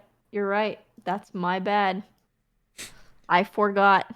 Yeah. I forgot that you're like the king of minimalism. So. You know. Yeah, I don't own like a huge ass suitcase like you. Yeah. Foolish and Mary Kondo are best friends. So. Marry who? Don't you marry who? I don't know. You will put some respect on her name. I'm not. I genuinely don't know. She's known for, I don't know, being really good at organizing. Basically, anybody that has like clutter, she gets rid of it. Yeah. Have you ever heard the like, does this spark a joy thing? Does this spark joy? Have you heard that before? A spark of joy? No, not a spark of joy, but Are you like. talking about the phrase? Yeah. So I guess she's really popular. She's really popular for this method where you only really keep things that spark a joy. She That's helps like declutter. The motto. Yeah. So like basically she'll give you something. She helps people like clean out their closets, and when she hands them a shirt, she's like, "Does this spark joy?" And then if they're like, "No," she just throws it out. That sounds lovely.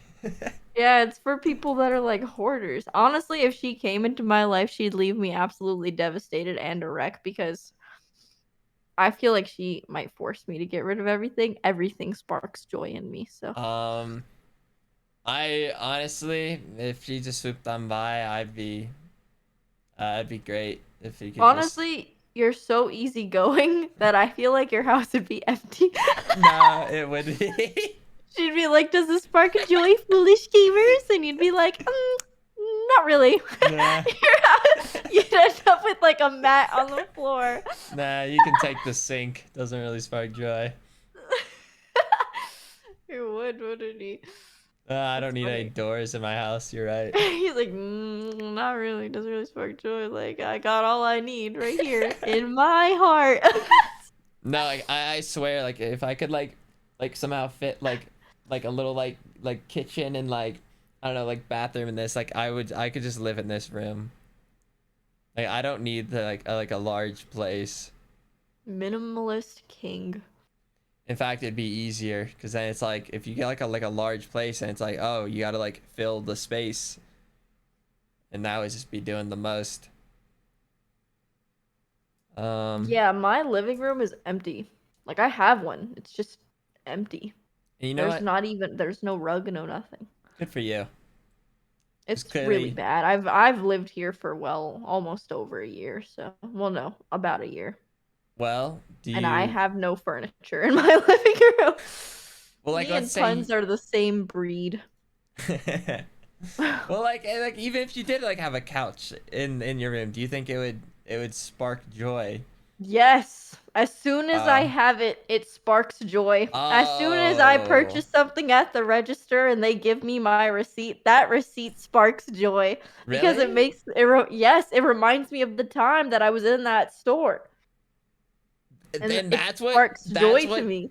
Gives you the joy, not even like the ownership of the item, but just what if I'm with a friend and I get a receipt there? I'm like, wow, I remember the time I was in the store with this friend and I did it. And so all of my purse is just chock full of receipts. It's ridiculous.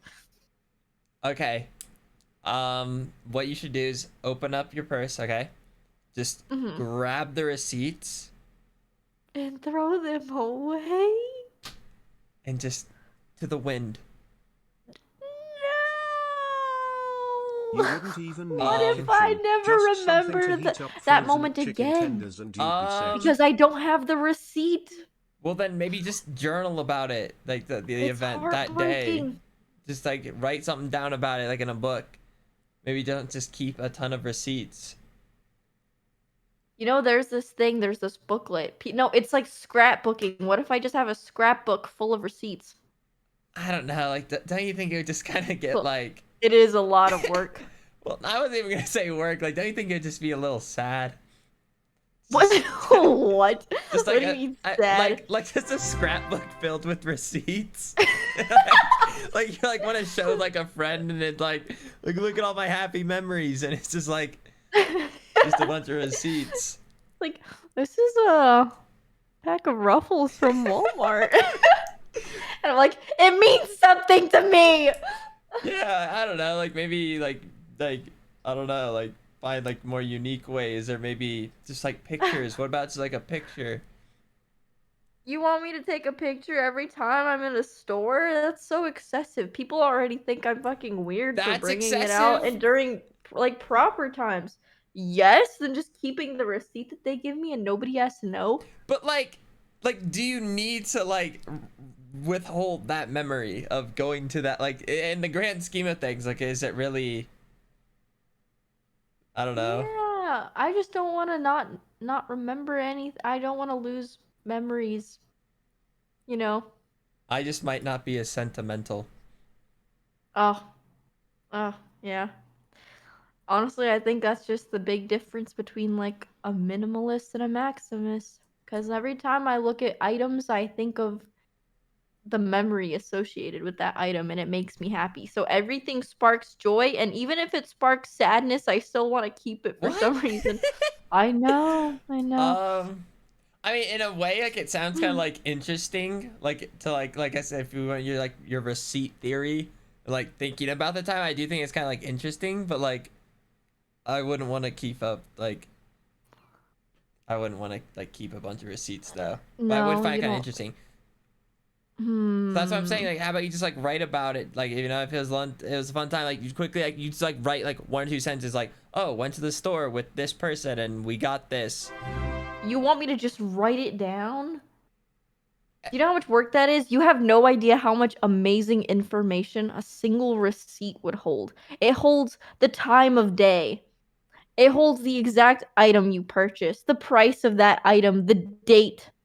But you know, is that really like the the important? location. It's amazing. It literally just takes you. It does all the work for you, and it's like very. I don't know. It's interesting. Like, I think. I mean, sometimes I can just throw a receipt away, especially if it's a not significant time. But Like, it sounds like every if time I'm going to like... the same coffee shop all the time, that memory is not necessary. I only need one Okay. of those, and I usually do keep one. I don't need repeats.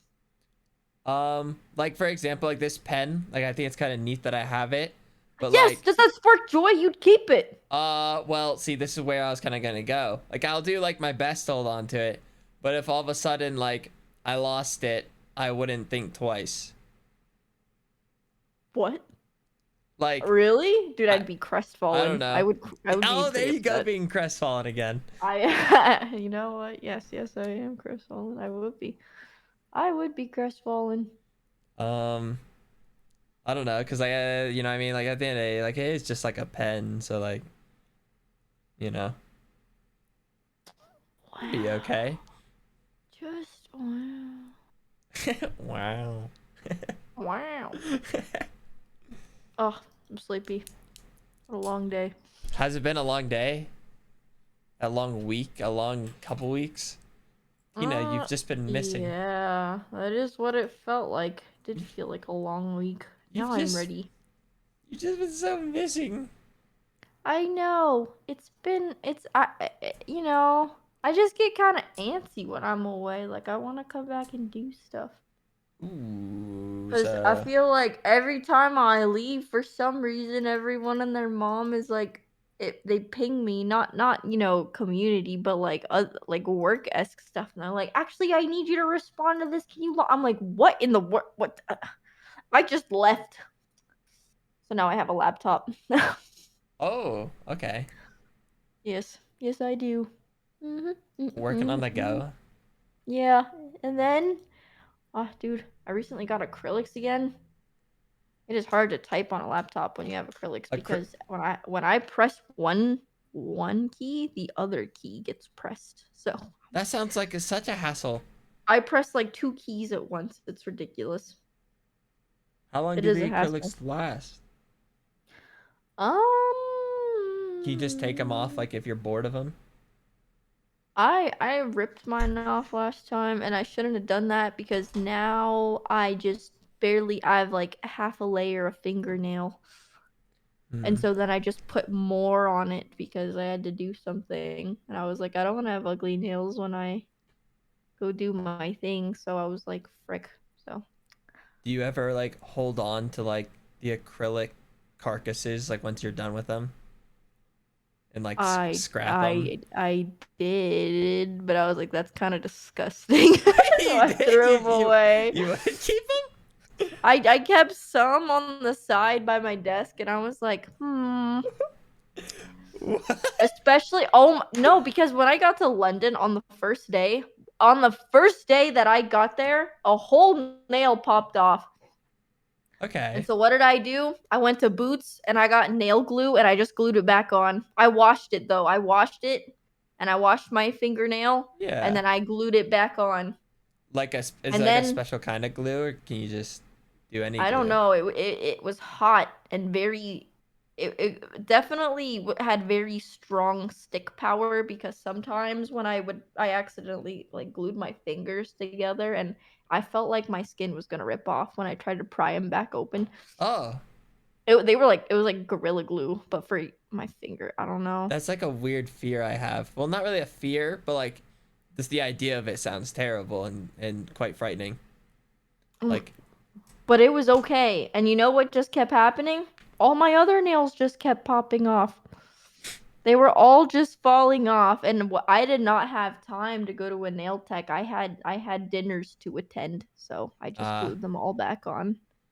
And like it like lasts like just like for like the night, like was like a strong enough glue to like where it just it would last for like a day and a half, 2 days maybe, and then I would just keep gluing them back on. And then when I got home from London, I was like, finally, I'm free, and I ripped them all off. Can you like feel like when they fall off? Oh yeah, it hurts. Usually they don't fall off by choice. It's usually because I hit something really hard with my hand. Oh, see, that's no good. Yeah. Not very nice. I wouldn't do acrylics. It just sounds like a hassle. Oh. Well. And if I have to like keep like glue on me. You also bite them, so I just don't think that's like... true too. Can you bite acrylics? Ooh, I don't know actually. I have a feeling they're thicker. Like I wouldn't be able to like bite them. You definitely would not be able to, I think. Can you? I don't know. I've never really considered the idea of it until right now. Hi Foosh. It was just my hurts biting birthday. them. I've Could I get a happy tried. birthday? Oh my goodness, Hope some all is people. well. It's all chemicals. Plus, don't. Oh yeah, that would be bad. I mean, our chemicals are everywhere, so I don't know. Yeah, they're like really strong. They're like whenever I cut them first sometimes, especially when I can't pry it off because it's like too stuck on there. I cut them and like file it down as much as I can, and then yeah, I don't know, they're pretty thick and strong, so I don't think maybe it could help. I don't think I've ever filed my fingers or fingernails. Well. No, I like the idea There's of it. not much to file there. If I'm just saying like when do you know to like file them or to like cut them? Like nail clippers. Well, usually so when you look at your nail, you see like a little white layer on top. I know you haven't seen that in a while, but that's like when your nail grows out. There's a white layer? Yeah, when they grow, it's like white, like a white fingernail. I'll take your word for it. Maybe I'll show you one day if I don't have like acrylics on top. But at the top, it's like, cause your nail's pink. Usually there's like a white nail part at the Oh top when it yeah, grows. that's like the best part to. Okay. Well, yeah, that's when you would know to you file to Yeah. make it like smooth and round, and then you just cut it to take a lot of length off. But is now okay? I guess I could see that maybe. Also, if you file them, can you get like a nice like rounder shape maybe? Do people ever make it round or they keep them square? Wait. Well, it's just because like when you cut it with the nail cutter, the edges are really harsh and sharp. So like you file it so that you don't like scratch yourself. You know? No. I accidentally zipped my finger while I was packing this morning, and my finger's just been bleeding all day. Like actively. Is that not crazy? I'm like, why won't it stop? It's like embarrassing asking for a band-aid on the plane. Like, what do you want? Like, imagine going through like TSA where you're literally not allowed to have anything sharp, and for some reason you're still bleeding. You're like, hello, please, somebody save me. You're like in the middle trying to get through that. You're just bleeding out. Yeah, the lady in the front was like a super mom, so she had like band-aids and like wipes. I was like, thank you. Next. Thank you. Thank you. And then, like, I was like surrounded by kids as well, and they're all like on their iPads, and like the mom is just in the middle, and I was like, can I have a band-aid, please? Yeah, just have them, Actually, like, on no, I leashes. asked the flight attendant for a band-aid, and the dad was like, he asked his wife, like, ooh, do you have a band-aid in your mom pouch? Oh.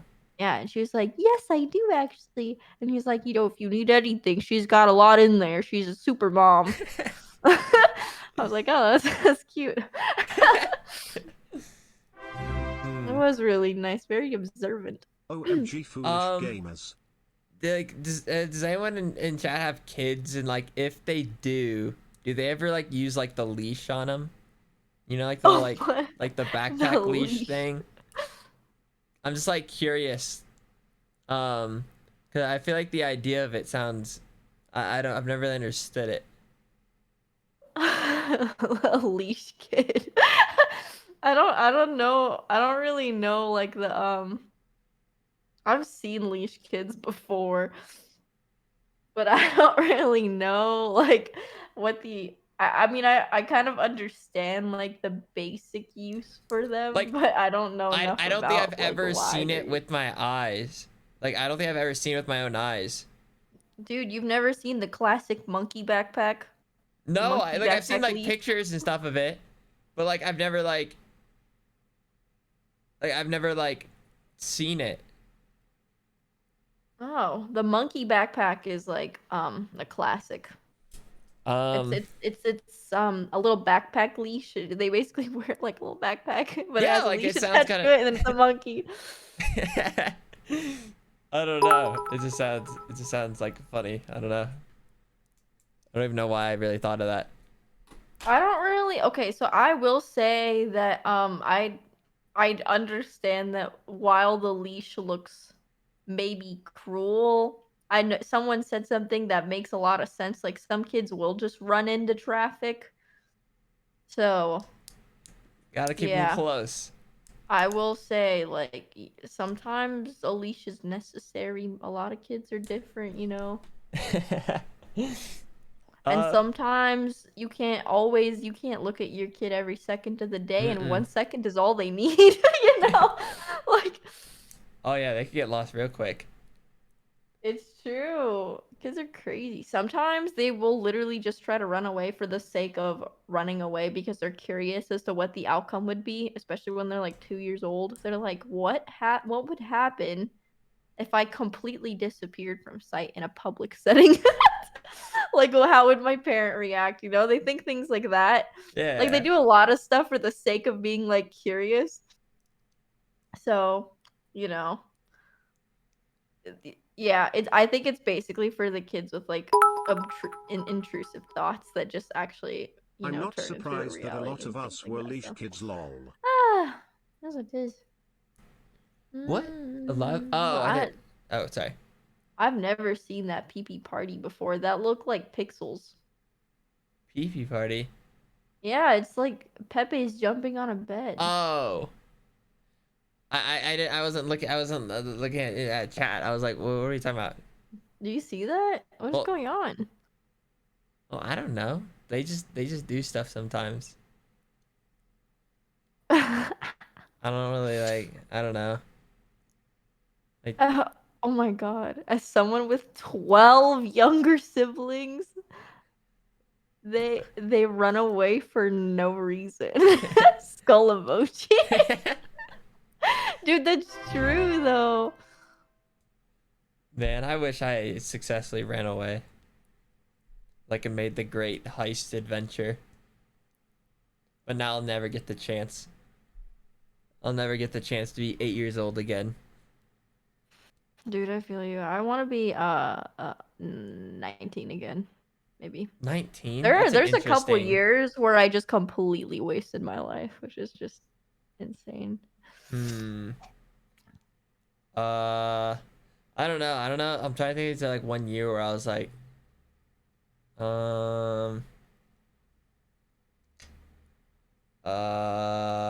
He's like, an unproductive day. Let me think. I'm not like every day. I'm not like every day do I have like super productive days. Like, I don't know. I think when I lived in the Florida, oh my god, in the Florida. You know what? Fine.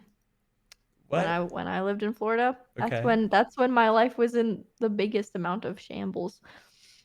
Oh, I didn't know you lived in Florida. For a short amount of time, I did. Oh. It was so bad. I didn't know how to do anything. And now you just hate Florida. Dude, I just think like living in the middle of nowhere when you're poor and can't drive and you have no family is like ridiculous. I don't know why I thought that was like my first course of action after going to America for the first time in like 8 or 10 years. I couldn't imagine. I was like, what? I was like, I guess I'll walk to the Publix and haul my incredibly heavy groceries all the way to my place. Like it was ridiculous. Oh my god, it was so bad. That's interesting. I ate beans and rice every day, and if I really wanted to spruce it up, I'd chop some tomatoes and cilantro in there and put Slap Your Mama seasoning on it. I was dying. I was like, please, I miss my mom's food. Like it was like the cheapest meal ever. Oh, it was so good. And like obviously russet potatoes are just so cheap as well. Hey, you're living. You know, that's when I learned how to like cook the most, I think, because I was so homesick and I was so used to eating Korean food every single day that going straight to like America where there was only one Korean restaurant near me and it was a drive away, and I was like, I don't think I can afford to Uber to go eat here because it's too much money. Yeah. You know? Like that's ridiculous. Like you wouldn't pay what an Uber would be like $10 there, $10 back. I'm like, that's like a $30 meal basically. I'm like, that no way. That I was like, with my beans and rice diet, that feeds me for a month. Like absolutely not. You know? Could you have walked? Oh no. It was miles and miles and miles. Like it wasn't. Dude, Florida's terrible. I feel like Florida's only good for Disneyland, no, Disney World, Universal, and other fun attractions, but that's about it. Maybe Miami. I've never been there before though. I have also not been to Miami. But it's whatever. Foolish in Miami. What? Why is that so funny? Because everybody's on the beach there. You'd fit right in. You're like, well, let's go surfing. That's something that I think would be so much fun. I've never surfed before. I think that'd be really cool to like learn how to surf. I wouldn't need to be like world class, but you know, I mean, just be able to like, you know, like survive a wave. I think that would be fun. Apparently, like sometimes you have to wake up like really early to surf. That's fine. That's like early, like 6 a.m. Yeah, I don't know why or how that is. It just the tide, like Yeah, it is the tide. Like you would want the waves to crash like not on the shore, I think. what tide is that? Is that To considered? catch the big waves. Yeah, I don't know. It depends on the tides, I guess. You don't want wind? Okay, I guess maybe that makes sense. Yeah, the wind is sleeping when it's that early. And then the wind usually wakes up at like 7 or something, or maybe 10 a.m. Who knows? Also another thing, I feel like I've never gone like snowboarding or anything either. I feel like that'd be kind of fun. You never been like snowboarding or skiing? I'm not gonna Nah, lie. not like on like I a would big. love to do that with you. I did skiing lessons when I was younger, so I know the whole pizza, not pizza thing, you know? I have no clue what you're talking about. For when you're skiing, you position your skis in like a pizza shape, right? Like a triangle in front of Okay. you to stop. It acts like a snowplow, right? Can you Yeah. picture that in your head? Use your athletic brain to like imagine those physics.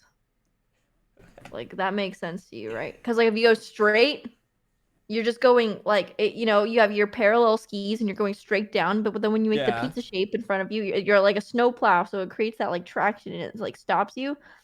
So that, but oh my god, I'm scared now to ever ski again because one time I didn't know. I thought I still had it, even though I only skied when I was like 7. I returned to the slopes at like what 13 or 14. I was ready to take the slopes by the throat, and I went on like a medium one, Okay. and I pizzaed, and it did nothing. I pizzaed So you're trying what to felt tell like me I'm gonna 60 teach you how miles to per hour pizza? down the whole thing. Huh? You just sound like you're like, I'll teach you the pizza form, and then you're just telling me, and the one that I did it, it didn't even work. You're gonna get me killed. Well, that's why we can start at the beginner slopes. That was the problem. I went on like the slope where people are supposed to know what they're doing, and I pizzaed all the way down there, and I was so fast. Like it, like you're supposed to go side to side. You know, you're supposed to enjoy it. Yeah. No, I pizzaed the entire way down, and I couldn't stop. Oh my god, do you know that video where he's like, I'm a giraffe, you know, and he like goes really quickly and he's like skiing down and he's because Nah. he's so fast. That's literally what it looked like, except I was screaming at the top of my lungs all the way down, like blood curling, and nobody could save me. And then I crashed at the bottom. Is there no like, could you like, I don't know, like, just like, I'm trying to think, like, if you're like not able to stop, do you, can you like jump while skiing? Like, could you just like lift your legs to stop it? Like, What? Dude, I could not think or see. Like, I have never gone, like, oh my, I can't explain to you how fast I was going. Like, it was like, and the worst, okay, like, imagine your brake just doesn't work. Like, what do you do? that would be And scary. it was like, I was like, please. And like, and then I went back to the beginner slopes where it's like borderline flat. It's just a very small like tilt. Okay. Wait. And for some reason, I still kept skiing into the trenches on the side. And it hurts so bad because I feel like my ankles are getting twisted. Maybe you should snowboard. Maybe. Because I feel like I'd rather No. learn how to snowboard more so than skiing. You're gonna learn to snowboard? Well, I could see didn't, that. I didn't really. I don't know. I just. I feel could like see the you idea of it. skiing too. I don't know. I don't really know how much different they really are, like in terms of like the fun or feel of it. But I just feel like snowboarding sounds interesting. 'Cause They're- it's like surfing. I will say that I think like snowboarders and skiers should be separated because when I'm going straight, I don't want anybody going side to side on my slope. Okay, like it's really annoying, and Why can't I've skiers just go side to side? I don't know, but every single time I've been hit, like I mind my own business and I stay in my lane, doing my little ski thing, going straight, the snowboarders go side to side, and there's so many snowboarders that just don't pay attention, and like one of them like slammed into me, and I kid you not, I did a double flip in the air and then landed on my back. Like I was like, please. Wait, that's awesome. It was humiliating. I felt like I was having a concussion. Like I was like, please. I felt like a ringing in my ears. I was like, ding. And I was like, wow, this is it for me. And I was in the beginner baby slope, and there's like fucking toddlers going, wow, like on the side. And I was like, are you fucking kidding me? This is how I go. Bunch of toddlers. My pre-K. Wait, how do you manage to double flip on a baby slope? Cause I was going down straight and he rammed into me, and so like basically he basically like tripped me, and my whole body just flung into the air and flipped. Like I literally felt my body rotate. I was like, what the fuck? And then I just landed on my back. Okay, so far you've made skiing and snowboarding less desirable of a thing to do. But it's so fun. Like we should totally go. And, you know, it would be really great, I think. Sounds like it's gonna take years off my life. Dude, like... I'm more scared to do physical activity things now that I'm older. Actually, what do you mean? It just hurts more. It hurts more doing things when you're 23 than when you're 7. You know, like your body just does not bounce back like that. I made myself sound ancient, but I just mean like, I don't know. I live a very sedentary lifestyle. I don't stretch, so that's more so the problem than me being 23. Yeah, I was gonna say we're not old, Tina. Listen, it's just, oh my god, I turned 24 this year. I'm gonna same. I don't want to do that. I don't want to. 24 is not bad. But it's so close to 25. Well, yeah, that's what I was gonna say. 25 and then that's so worse. close to 26, and it just keeps happening. I wanted it to stop years ago. Years ago. It just keeps happening. It just keeps happening. Please. Listen, like stop. Maybe you know what I mean. Like you get to 25, like okay, that's kind of like a that's a big number, and then I feel like 26, 27, 28, 29 are all could just kind of be like just like blurry years. I mean, it really doesn't matter. Then once you get to 30, that's when it's like, oh. You know, we have so many friends in the space that are 30, and so I just pray that I look as good as them when I'm 30. So maybe you just have to start stretching. Dude, I think about that. Just like 10-minute stretches a day. 10 minutes is a long time. Is it? Yeah, but it's worth it. I'll do it. You don't think you can find like 10 minutes? It's not that it's not that I can't find them. I just blink and the day's gone. Yoga? Yeah, I do need to do like yoga or Pilates or something. I wish there was somebody that could come to my house and help me out, because I just don't want to.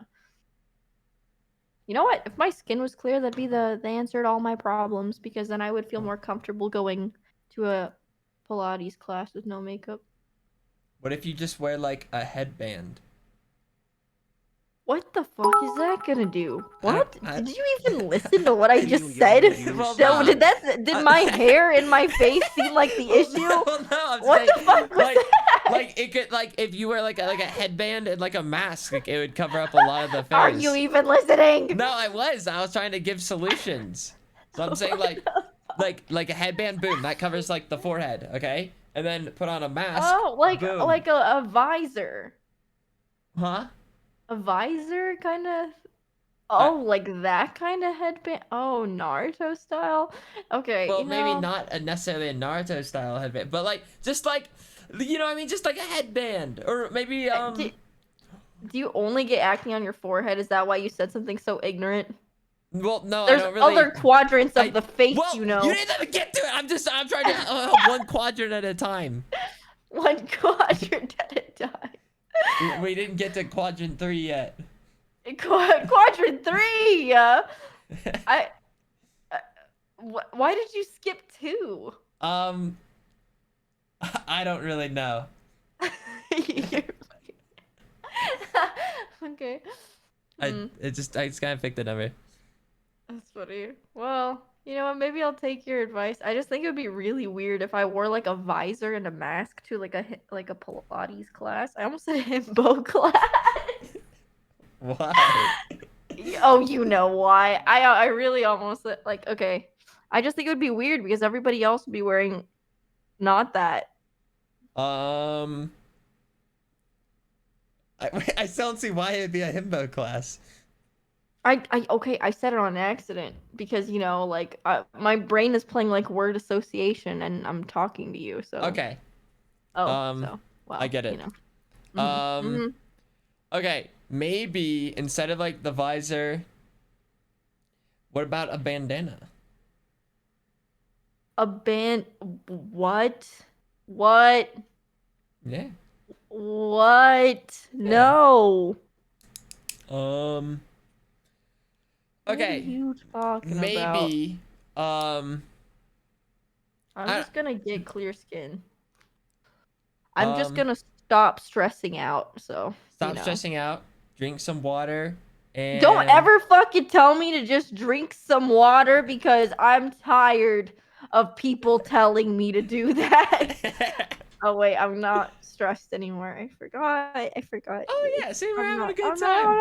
I'm not stressed anymore. I'm simmering down. You're simmering down. Yeah. I'm simmering down and drinking water. I think what'll help. Yeah, it'll help you if you're feeling stressed. Just like start like whispering to yourself, like kind of like chanting, like simmer down, simmer down, simmer down, and risk pissing myself off. Wow, just wow. It's a dangerous game. You know what? I could imagine. Or just don't get mad. Are you kidding me? Oh, okay. Well, you know. Yeah, sure. Just bring up something I can't do anything about. That's fine.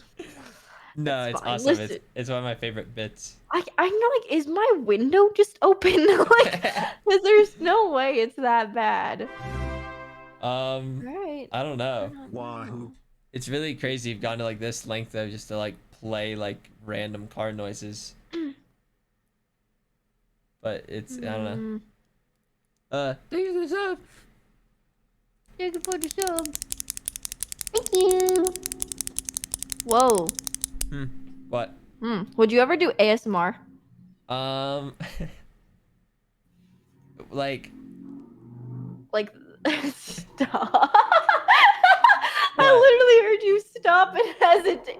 What? I didn't Why even. is it getting it's getting worse? How is it getting worse? I'm getting insecure. I was just asking like where I like do like with like my mouth or like with like What? What? No. Or like what do you mean? I just mean with like makeup brushes and stuff. No, probably not. Well, maybe. Okay. Actually, I don't know. Is this count as ASMR? Yeah, right? Kinda. Maybe less aggressively. Maybe you should try doing it slower. That's almost infuriating. Maybe not. Okay. Perhaps not. Or what about the sound of like a chip being eaten? Sure, there's food ASMR. Ooh, yeah, that one's good. That one's good. Good.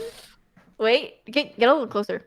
Wait, I kind of. Wait, no, but then when you get towards the end of the chip, turn get away from the mic because I don't like the slimy one. Yeah, that's what I was saying. I only like the first crunch. And right. then once it gets a little saliva-esque, it's just one crunch, but get close to the mic when you do it.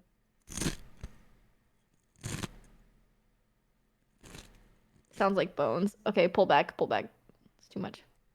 Sounds like bones. What? Why do you know what the sound of bones being chewed on sounds like? You've never been around dogs? Oh, yeah, They no, chew on yeah. bones. That was my first thought. Yeah, just. No, I don't know. Are you okay? Hello? Hello? Sorry, I was like, I don't know. Oh God. I think like when I'm the ASMR chew chipping, I think I don't chew like the chip enough, so I rush the chewing process, and then I'm left with like. No, don't do that. It's happened Do several not rush. times. I don't even know why I have this bag of chips. I'm actually, well, I know why, but like now I'm over it. I was like really hooked on these chips, and now after that last chip, I'm over it. So that's good at least. Yeah, that can go. That can just go right there, and then that. Oh my goodness, I'm not sitting very properly. What's the matter? Nothing. My hair's the problem, Tina. That's the matter. Oh. Like I'm the problem? it doesn't stay up, and I'm about to just start wearing a cap like all the time. Just wearing a hat. Like it's just gonna be just a backwards cap just for like the next month or Well, why don't you 3. try a middle part? I don't know. Cool now. I don't know. It just sounds risky. Have you not even seen it in the mirror? No, I've messed with it a little bit. Like nothing like crazy. Like I've given it like a look, but button up It's some just- large gold frames, little middle part. You're set. I'm not about to just start being the dude from Atlantis. Why not? Everybody likes that guy. I mean, sure. You have nothing to lose. He's cool, but I'm not. Also, about to why start- did you know exactly what I was? Because it's like who else wears button up gold frames? I don't know. It just felt like It's just another thing to try out. You could also just completely push your hair back down the center instead of to the side. I've thought about that as well, but it's not quite long enough to where like I don't know. It's like really it's like at like the worst Can't stage wait to see Foolish with at this mullet. point. Like the back of it's no good. The front of it, the top of the side. It's just. I wish I could just like fast forward my hair like 3 months or something. See, I feel like I can like see differences, but then when like you're talking about your hair, it's really hard for me to know what you're talking about. What do you mean? It just looks very much the same. Well, no, that's what I do. I've been camouflaged. Oh. Dude, they were speeding That one was aggressive. What the fuck? and like quick. Why was it so... I just don't understand. Like, I get so much rage living here for cars. Like, I used to not be like this, but I'm at the point where I just think when they're that loud, it should be illegal. For them just to be loud. And it makes me feel senile. I'm like, you gosh darn, you know, Are you gonna be Vegas inhabitants with your sports cars and your Lamborghinis and your Lamborghinis. Yeah, in my head, this old person doesn't know what a Lambo is. So. You're gonna be like the crotchety old lady. What? Emma! Emma! Thank you for the raid, Emma! Emma, my beloved. I love Emma. Thank you! Hope you had a nice stream. Thank you, Emma. Right now it's just me and Tina talking. Just chatting, if you will. Doing what we do best. Blabbering away. Blubbering.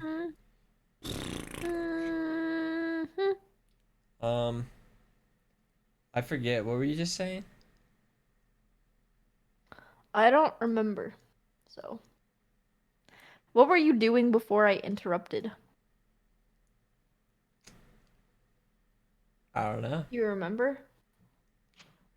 No idea. What? You don't remember? Corpse? Corpse. No, it is a rare. Late Yeah. night foolish. It's a special edition. It's just I was busy and I wasn't able to stream, and then I almost even considered not streaming today. I was like, you know, maybe I won't. But then as soon as I thought about it, I was like, okay, if I don't stream, what would I do? And it's like, I don't know. It's midnight. Yeah.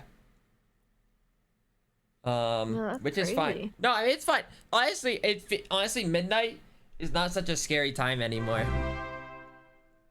In terms of streaming, I would say even like 1 o'clock isn't really too spooky. I would say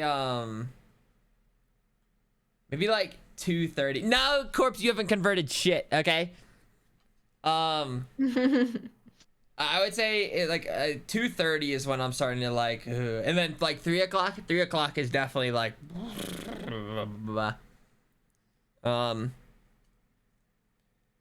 I don't know. I don't think. Where is the album? Give me the album. Where is the album? Guys.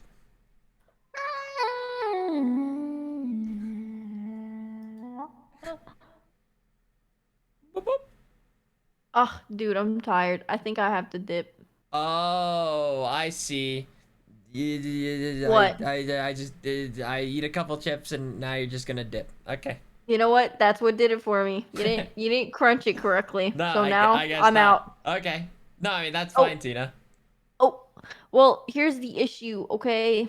Flight days, for some reason, are very exhausting. I don't know what it is. I think it's the cabin pressure that squeezes my last brain cell. What's cabin pressure? When you're in the plane, you've never opened a lip gloss tube on a plane and all of it just squeezes out on its own because the cabin pressure is so intense. What? I'm serious. Open up a little thing of lotion on a plane and it'll just ooze out. It'll just ooze out, but all by itself. It has to be one of those tubes that you can squish, you know? But the pressure is really high to the point where like it just straight up squeezes out by itself. Would So that, sometimes like would that apply if I like open like a water bottle? Like would it just like would it just start like sprinkling out? I don't think it's enough to. No, I don't think so. No.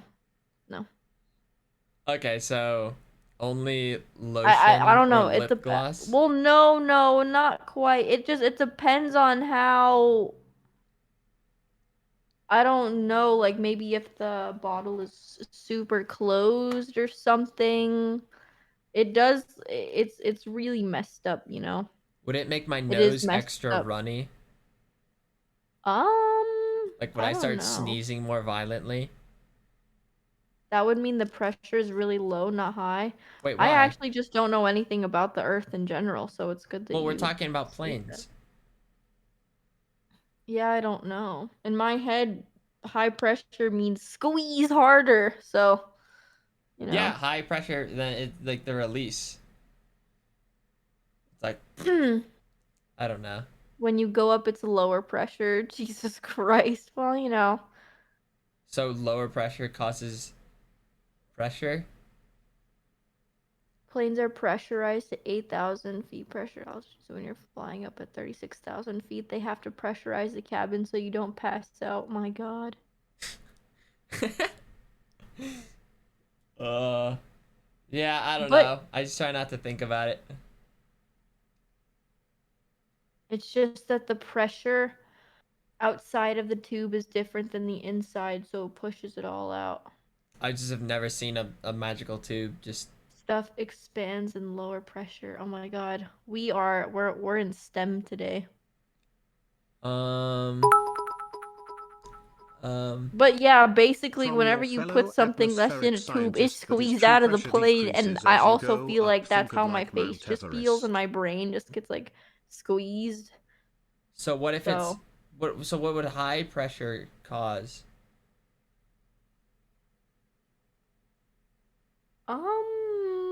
I don't know. Doesn't high pressure, wouldn't that cause the same thing? Like, wouldn't that cause things to explode? Someone said death. You get squished into a pancake.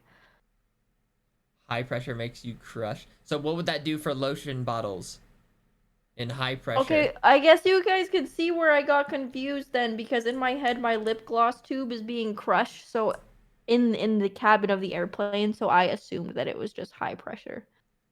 High pressure is implode, low pressure is... So the lotion wouldn't squeeze out, it would squeeze in.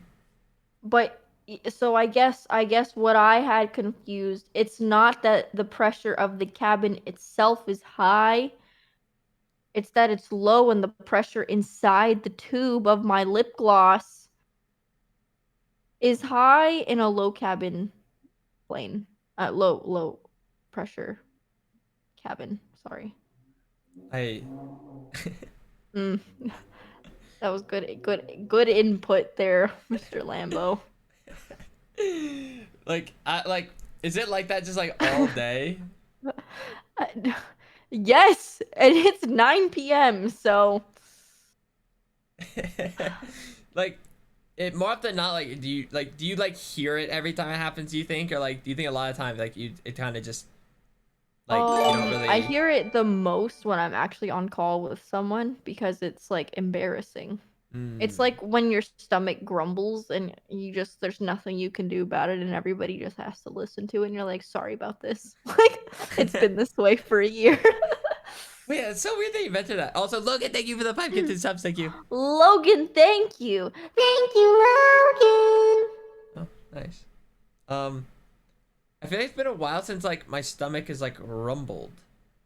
Like made like a rumbly sound. My stomach constantly rumbles, which is odd. Like I'm trying to think, like, why doesn't it rumble? I don't know. You're asking me why your digestive system is superior? I don't know. I don't even know. Like, what does like a rumbling even mean? Like, what is that noise doing? I don't, dude. The thing is, it doesn't even hurt. But when I eat, my stomach rumbles. When I'm hungry, my stomach rumbles. It just constantly does, and it's so loud. It's so audible too.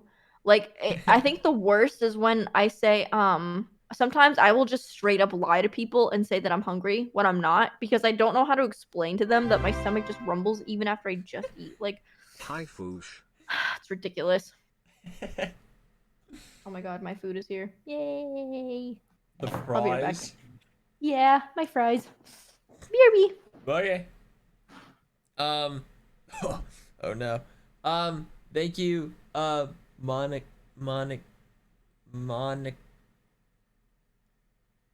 Thanks for the sub. It's a cut. I don't know. I feel like I know so much yet so little all the time. I don't know really what it is. Can we finish the video? The video's basically done. Like, it was just like theories and stuff. It wasn't even much more to even think about. I need to sit up as well. The theory is fine. Like, basically the dude got murdered, or possibly tripped and fell and died and tied himself up on the way down. But the person's never gonna get caught. We have like nothing to work with other than the person was named Don.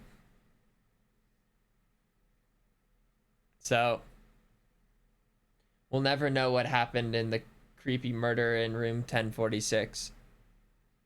For all we know, we don't even know if it's a murder.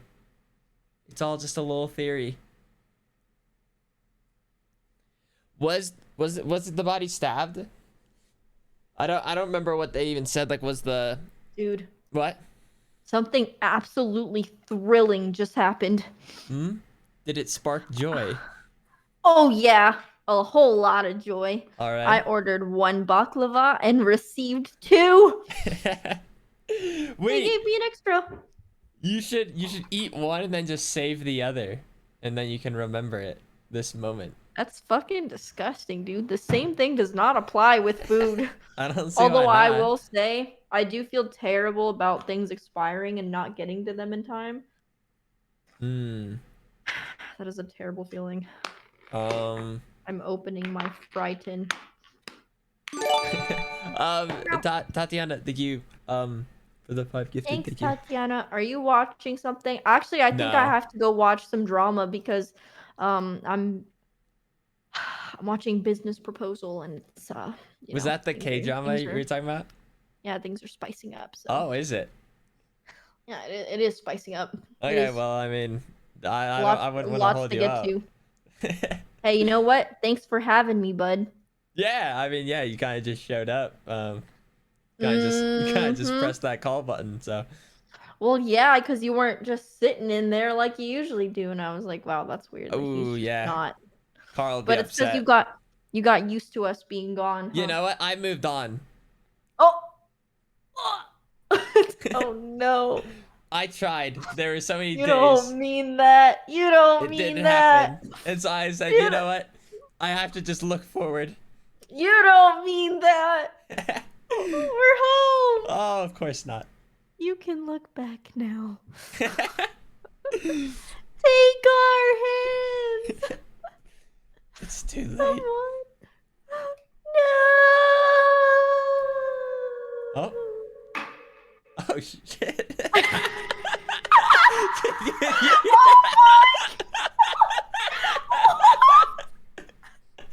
I wasn't ready for just the splat. You'll never. Dude, I didn't do that on purpose. Really? Do you know what that was? No. I took off the plastic lid to my food and put it to the side. And then it straightened itself out at the end of my echo. Oh. Wait, so I want to I- rewatch a clip of that. That was funny. Like I don't know if you could hear how well it sounded. It just sounded just through your body, just like. I didn't. It really sounded like I jumped off a cliff. I can't believe that happened. That's crazy. It was funny because it echoed as well. I was like, what? Like I heard it. I was like, what the fuck? Yeah, I'm like, oh man, she really completed the whole thing. Yeah, oh my god, it sounded like I was so committed to the bit that I just fucking. That's so funny. Yeah, oh my your god. average person would just the echoey scream is good enough, but. No, yeah, it was just the plastic to my takeout popping back into place. Because I was just gonna ask too. I'm like, what? How do you make that noise? Like, what even was it? Because it almost sounded maybe like you dropped a pen, maybe, or like. No, yeah, you know what I mean, right? When the plastic is weirdly shaped and it pops back. Yeah, it pops back up. Like maybe it was hot, or maybe it was just weirdly shaped. But. Yeah, it literally just did that. That's so funny. Oh my god, so immersive. Okay, well, all right, Oh, French wow. fry time. All Hey, right. you know what? Goodbye, friend. I'll see you around. Bye, Foosh. Goodbye, Tina. Goodbye. I was wondering if the was gonna happen.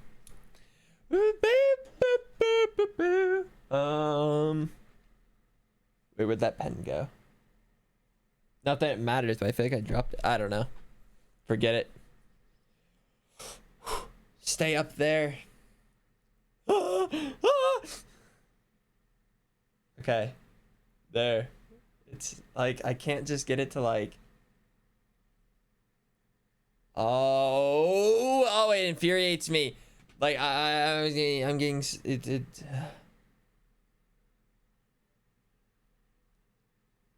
Okay. Yeah, it's just I don't even know what to do. It's hopeless. All right. Let's see. It's do I dare try and go get a Fortnite win? Last time it took me 10 years to even. And well, I'll try to decide how late do I want to be up? Because guys, tomorrow. Okay. As a stream idea, would you ever be willing to watch the Will It Taste Test YouTube videos by GMM? Maybe, I don't know.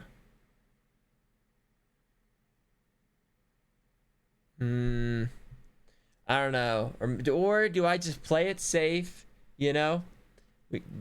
Throw on another video to watch. Can all chuckle along to it and then know nothing bad has to happen, you know? Can always go that route. It wouldn't be so bad. Or maybe yeah.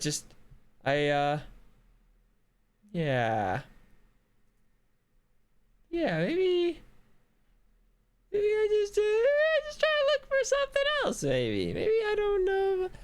Maybe I'll just save Fortnite for tomorrow. But like I said, tomorrow I still don't know if I would stream before or after the show.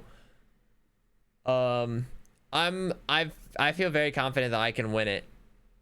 I feel like even if I have no clue what the price of something is, I feel like I can take a really good guess and stab in the dark.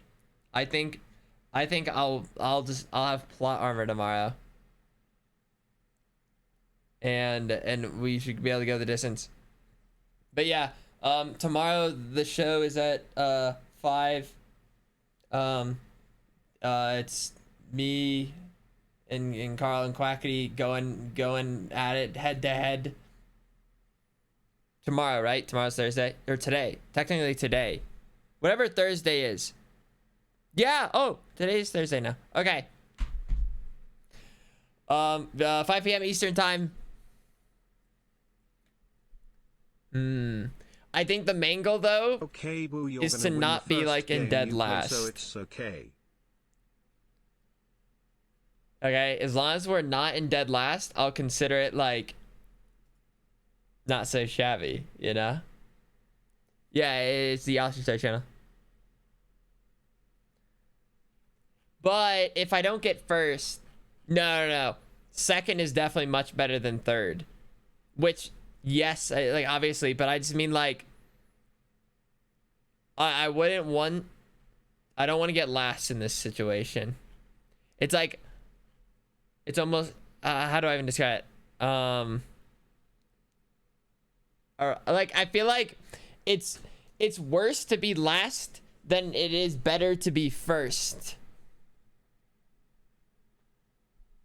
If that makes sense. I think that makes sense. I think so.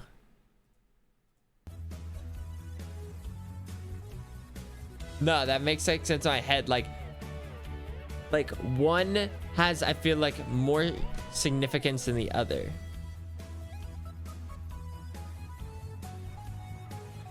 Wait, why everyone ignored the world's best mathematician?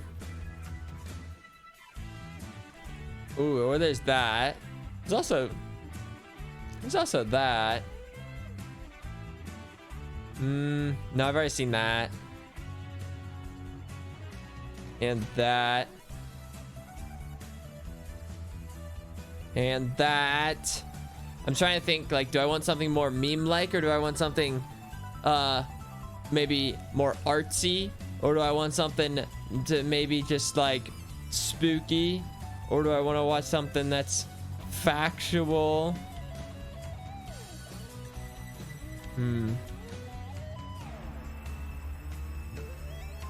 Nah, I don't know what that is.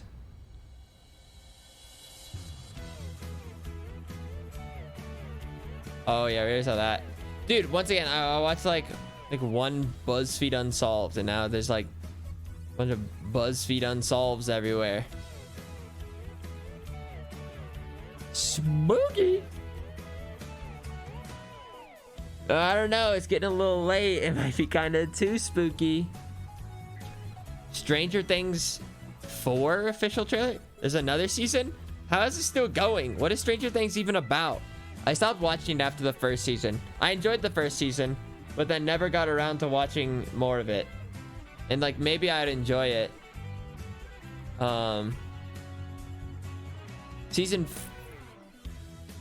So there's already gonna be a season 5.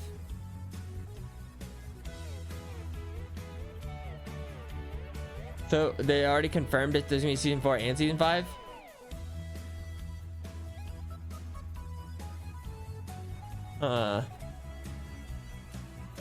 I'm just surprised. Thank you for the 9 months. Thank you for 9 months. Heart, heart.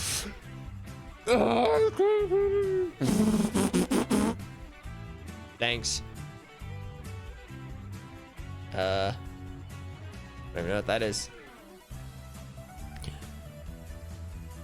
I don't know. Like, I'm just kind of like looking. Like, I feel like they're not one that's like speaking to me. What? Reading fiddler crabs? What's a fiddler crab? I don't even know what a fiddler crab is. Slay. Why is that? Is that a thing? I don't know what that is either. Type of crab? Well, I could have guessed that, but it's like, why would he?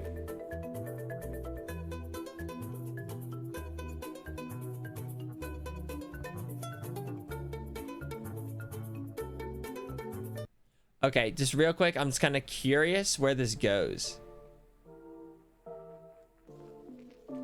Why would this guy be breeding fiddler crabs? For profit. What you would have noticed is in my riverbank aquarium, what we put in there were 2 of these beautiful golden claw fiddler crabs. As I've been watching these things, they're very interesting little creatures, and I'm gonna try to breed them. Apparently it has never been done in captivity, and I'm probably gonna fail at this horribly. However, we're gonna give it a go. And Max is back here messing with the light bar on the Jeep. What are you doing? So we're gonna go out and head out and haul our whole here for them to be able to climb out of the water and have a place to go. Now and it also lays flat, so I'm going to pick up about 15 to eat or these API algae we're used to of them. A couple of inches. We're calling another piece at the fanatic. Grab them whole, but same asking area. There's no crabs. I just want to see a bunch of little crabs. Maybe this is just like the setup. Oh.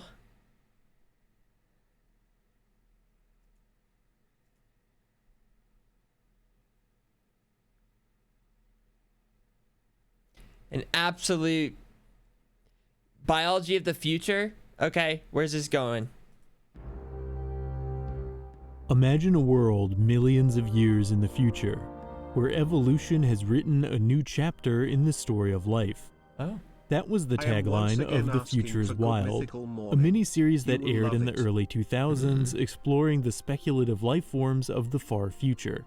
And it was amazing. I think this show left an impact on a lot of people, myself included. I love this series the series created. So prepare to jump forward several million years. Wait, so they're about to just make up some animals? To the first era of The Future is Wild. The Future is Wild is divided into 3 eras, set 5 million, 100 million, and 200 million years into the future. Our journey begins in the 5 million year era, when Earth is locked or long since died out.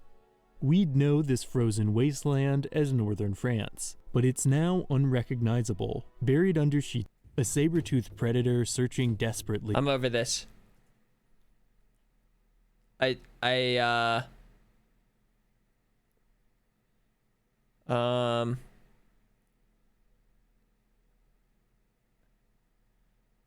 Oh. Johann Gottfried. Okay, what about this? Frigau was searching for something. A mysterious, theorized planet. Since Uranus's discovery in the 1750s, astronomers noticed it had an irregular orbit. It was hypothesized for decades that there was another far more distant planet affecting it. In 1846, while... What does this have to do with... the thing of this, what if Antarctica was a green continent?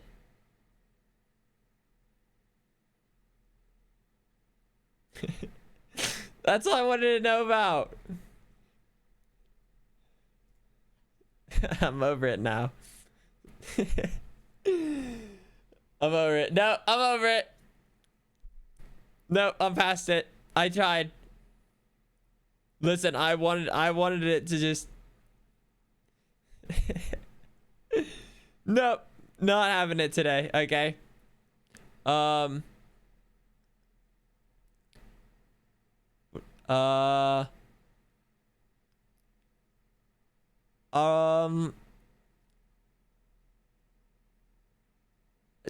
haven't seen a lot of that wouldn't work.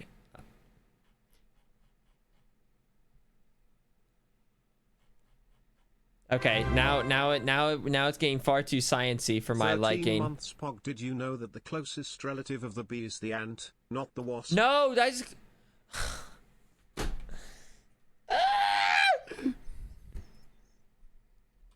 I think so.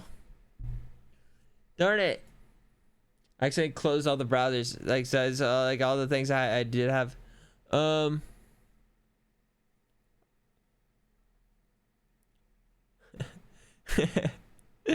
Holy shit. The goblin shark thing is just hideous. It's actually terrifying. Wait, have I seen this? Wait, I can't remember. Did we see this Daily Dose? Hello everyone, this is your Daily Dose of Internet. This tribe in Africa tried pizza for the very first time. We was heard about the pizza. It's good. It's like cow blood. Very nice.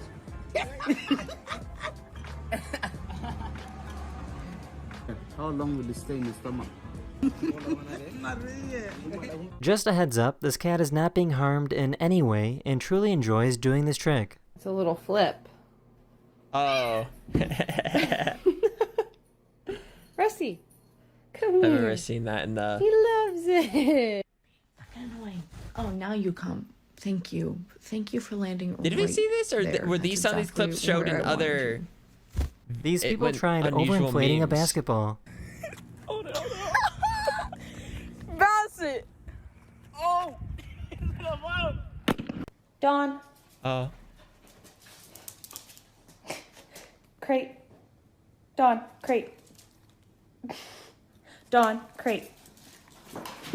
This person accidentally left their phone camera on, so these guys saw a great opportunity.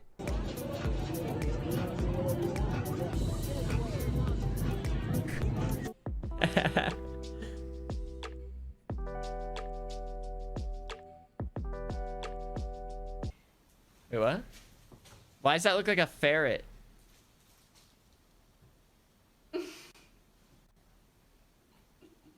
A few weeks ago, I talked about how dust from the Sahara Desert made its way to Europe. So here's some video footage of people in France snowboarding on snow that is covered in sand from Africa. Wait. Snowboarding. But it's over there just snow? Wait, what'd they say? On snow that is covered in sand from Africa.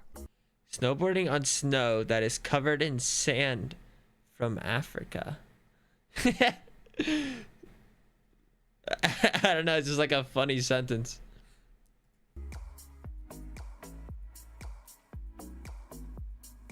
Is it cold?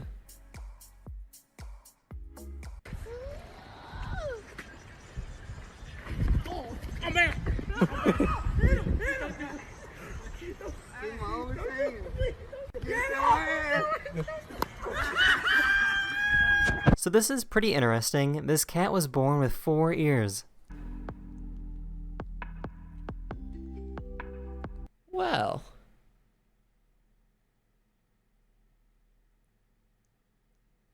Do they all work?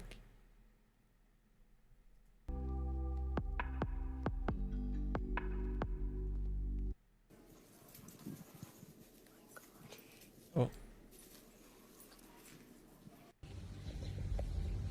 That is the end of this video. I really hope you enjoyed, and I'll see you guys again very, very soon. Later. I'll see you guys again very. Holy shit. Hey yo, I had to draw a goblin shark for a college. They are epic. There's something. There's something, that's for sure. This whales. Oh, that's more. Oh, excuse me.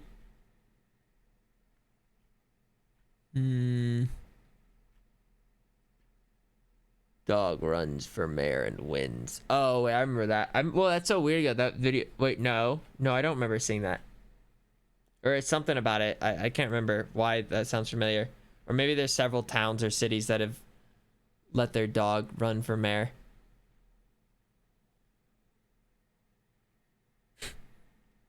Why honey badgers don't fear God or lions. Oh, it's this. Wait, oh wait, these have been enjoyable to watch.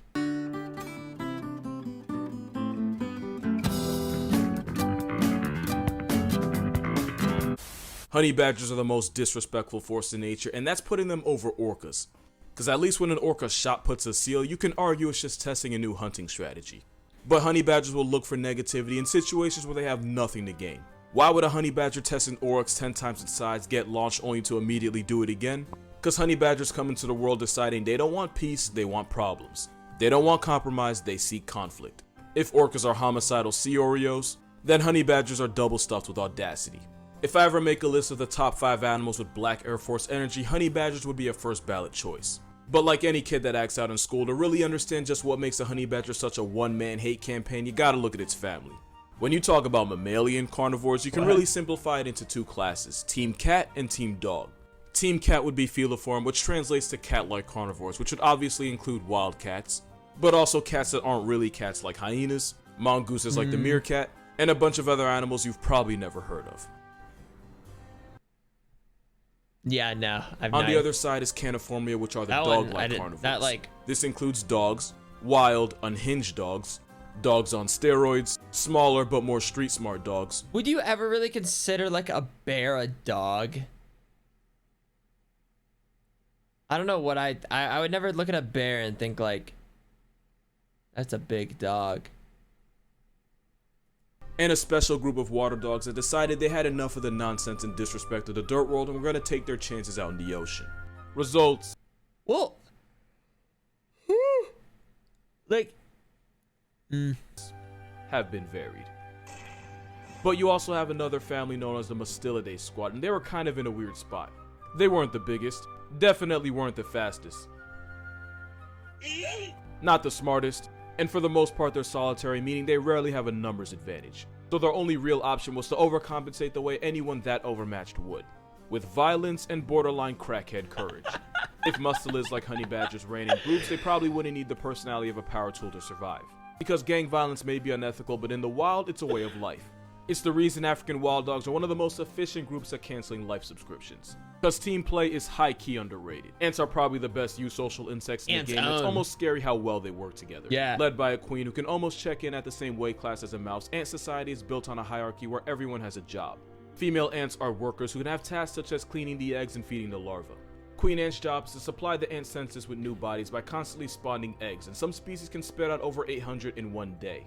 Male ants have one job, and it's to supply the queen with baby batter and then exit the census once they fulfill that purpose. They have no rights, no free will, they're basically walking ejac packets. And if you ever wanted to know just what ant society is like, the Ants Underground Kingdom is a simulation strategy game with millions of players already online. You can hatch and develop your own ant army, ant armada, and spiders. Says you want to join. There's no church in the wild and hell is not a kingdom. But if badgers could be if you're a honey badger, the strongest army is always an army of one. Honey badgers could be the mascots of Miralax because they don't ever give them, they just take them. He thinks he's the only one. I can play ads too, you know. I can play ads too. All their cousins and made it theirs. We're gonna get to those cousins, don't worry. But first we gotta talk about what makes honey badgers such a middle finger to the natural order. First is the fact that they're not indestructible, but damn it, they're pretty close. Honey badger skin is tough and resilient, able to withstand bee stings, snake bites, and brutal maulings that would certainly be a game over for other animals. You could even come at a honey badger with a machete and it could still probably Eurostep any serious injury. There's even reports of these steroid skunks taking down African crested porcupines. The same ones that have about 30,000 good reasons why testing them could be really bad for your health. Does anything In really eat rare porcupines? occasions, porcupines have crippled the top-tier lions so badly that hunting humans was their only option. In 1965, after a lion nicknamed the Man-Eater of Darajani was finally put out of commission, it was discovered that it had been gored by a blade beaver, with one of the quills being lodged in its fractured teeth and another one nearly piercing its brain. Maimed and out of options, the starving lion put at least one Kenyan on a t-shirt. That's the kind of carnage porcupines are capable of, yet honey badgers can often survive an encounter with one thanks to their tough skin. The same reason they can square up with snakes and then live to try again. Honey badgers are menaces that have been known to turn deadly serpents like the puff adder and even the black mamba into a purse. A common misconception though is that honey badgers are immune to snake venom. They're not immune, they're much more resistant than other animals, but enough penetrating bites can flatline even a honey badger. But usually if a honey badger is wounded by a venomous snake, it'll just pass out in an almost coma-like state, only to get up a few hours later and walk off like a Sunday morning hangover. Another fact is that not only is honey badger skin tough, it's incredibly loose, especially around the neck. So if one's ever being mauled by a big cat, this walking cigar can turn around while being attacked and deliver smoke directly to the face. Honey badgers are furry duracells, and anything short of a round directly to the skull isn't guaranteed to kill them. This durability is why honey badgers are either brave enough or stupid enough to blatantly steal from top predators, and they usually target leopards. Unlike lions and hyenas, leopards are solitary assassins that hide their prizes high up in the branches where they can't get their pockets picked. The food may be safe from lions, but they're not safe from a malicious equality symbol with nothing. I've never seen a giraffe in a tree. Will risk it all by attempting to steal from a leopard by climbing a tree once it steps away from its meal. If the honey badger gets caught in the act, it'll throw a loud temper tantrum, hissing and screaming as it backs away. A method I'm sure they got from their close cousin, the wolverine. The wolverine is a honey badger on PEDs, built for the freezing I would tundra hate of if the that north. was running Even at though me. they're roughly in the same weight class as a medium-sized dog, tankier predators like bears and mountain lions will occasionally pay food taxes to this walking vibe check. But the thing with wolverines is, they have the strength and speed to catch their own bodies. Wolverines will stalk a potential victim for hours, even days, and there have been reports of wolverines posting up in trees just so they can wait for the right moment to pounce. But why waste the energy or calories doing that when you can just pickpocket a grizzly or clutch a 2v1 versus wolves? And just like the honey badger, wolverines will attack anything with a pulse. Difference is they have the tools to actually stop it. One wolverine put a polar bear in a headline after clamping its vice-grip jaws around the struggling bear's throat until it suffocated. There have even been reports of a wolverine dropping a female moose by ripping at its shoulder blades until it eventually tapped out. In comparison, honey badgers have allegedly KO'd units like the Cape Buffalo and water buck. Except the honey badger's methods are different. Wolverines are little man syndrome but with bear trap jaws. Even though they might not have superhuman healing powers, they do have rotated teeth. Wolverines are equipped with upper molars rotated 90 Man, those are degrees some inward, chompers. meaning they can easily eat a grizzly bear's leftovers even if it's half frozen. That dental plan is why a wolverine will eat every part of an animal right down to the bones. Honey badgers don't have nearly that kind of power, but these prison-striped weasels do pack a nasty bite, and they've been seen tearing into tortoises. Wolverines have one more secret, and it's that they smell really, really foul. Not only will they use the power of liquid booty as a threat, they'll spray the scent over any food they find to make sure no one else touches it. Which is why the wolverine is also nicknamed the skunk bear. Honey badgers also weaponize their south side. When threatened or just annoyed, the honey badger will reverse its anus inside out and release a liquid so vile it can suffocate anything near it. In fact, the smell is so offensive it can temporarily paralyze attacking bees. It's not hard to see how the skunk bear and the felony ferret pull up to the same family. Honey badger's a strange But character. you can RSVP the otter to the same function. Otters are considered the most intelligent of all mustelids, and they're a part of the rare group of animals that are able to create and use tools. This one's using a vending machine. Dude, in fact, I've they're learned- so smart that in the 60s, I've the learned CIA recent allegedly tried otters to are kind of weaponize them. crazy. I actually made a video on this in an otter report that was created on my TikTok, so definitely go check that out. They're also an anomaly in that they're one of the rare social mustelids, which should give you mixed feelings. Because yes, sea otters will hold hands while sleeping so they don't float away. Despite my lack of emotion, I find that adorable. But otters, especially river otters, will jump anything that enters their territory, Yeah. from caiman to jaguars to idiots with iPhones. If you want your idea of otters to be completely slaughtered in 10 seconds, Google otter and attack and count how many articles you get. A pack of 20 nearly took a man off the Singapore census permanently. A group of rogue otters drowned a woman's beloved dog as she could only watch. Once upon a time, a monkey wandered into the otter hood of the Bronx Zoo, and the outnumbered monkey paid the toll for his transgressions with his soul. That's really only scratching the surface. I already have an entire video dedicated to the carnage society lets otters get away with, but one fact Otters should are really hammer the crazy. point home. Sea otters have a violent mating ritual that involves biting his partner's nose pad so hard that he can tear it off while occasionally holding her head underwater. That is not the disturbing part, because frustrated male otters that couldn't find a mate will resort to taking their lack of options out on baby seals. something they'll continue to do for up to a week even after the seal's soul has already evacuated. I mean that in the worst possible way. So in a weird twist, out of these three, otters might have the lowest morality, but to compensate they have the highest intelligence. Don't think honey badgers are just some crayon eaters, they're incredibly smart too. Like the kind of smart that would make them high-class criminals. In an experiment, a honey badger couldn't reach a box of food that was hanging from a branch of a tree. But what would have been a dead end for most animals was only a challenge for him. After a few seconds to carefully weigh his options, the honey badger proceeded to push his crate closer to the hanging box, to the point where he could stand on it to claim his prize. It might not seem like much, but being able to figure this out automatically puts honey badgers in the highest percentile when it comes to animal intelligence. I just think otter hands are like the funniest little thing. Stoffel was a well-known escape artist that would find some of the most creative ways to end his bondage. In one of his many escapes, Stoffel noticed a broom that had been left near him, dragged it over to one of the corners of his enclosure, leaned it against the wall, and then used it to emancipate himself. They tested his skills with a gate, and Stoffel the Black Air Force managed to undo the latches of the lock. They then put him in a cell surrounded by cement walls. Take a wild guess what this little weasel did. Stoffel dug up a bunch of rocks, and when he had enough, he piled them in a corner and Andy Dufresne himself. One night, his caretaker awoke to a burglar in his home at 1 a.m. You know where I'm going with this. Stoffel escaped again, only this time he broke into the farmer's house and even tried to get into his bedroom. And you want to know the most disrespectful part of it all? Stoffel was hand-raised by humans at a young age and imprinted on them. Meaning Stoffel had no intention of actually escaping. Nah, he was just doing it for the sport and for all the memes. We know that because Stoffel would allow himself to be caught and returned back to his enclosure just so he could figure out another way to make his caretakers earn their pay. Breaking into the farmer's house past midnight was just grade A trolling. And of course, it would be criminal to not mention that time Stoffel escaped his enclosure and entered the lion's den where he was nearly brutally mauled to death. After he recovered, the first thing Stoffel did fresh out was try to find a way back to the lions to settle the score. Stoffel would also regularly break into the lodge kitchen where he would harass staff and help himself to any food he could find. They eventually gave him a lady badger thinking that would help him calm down. What they really did was introduce the Bonnie to his Clyde as they would now try to escape together. For their size, honey badgers have relatively large brains and they make it everyone's problem. But there's one more thing about them that really makes them a menace to society, and for that you have to look at its third cousin, the stoat. The stoat is one of the smallest of all mustelids, yet they regularly put prey 10 times their size out of commission. They do this by relentlessly chasing their prey, which are usually— I literally, until he said like other, like I thought he was just like on like a rock. I didn't even see that that's like a whole bunny. I thought it was like a rock. 10 times their size out of commission. They do this by relentlessly chasing their prey, which are usually rabbits, until the prey eventually drops to exhaustion. Only then will the stoat deliver a devastating bite to the back of the skull. And once a stoat locks in on its target, there isn't a force in nature that can stop it.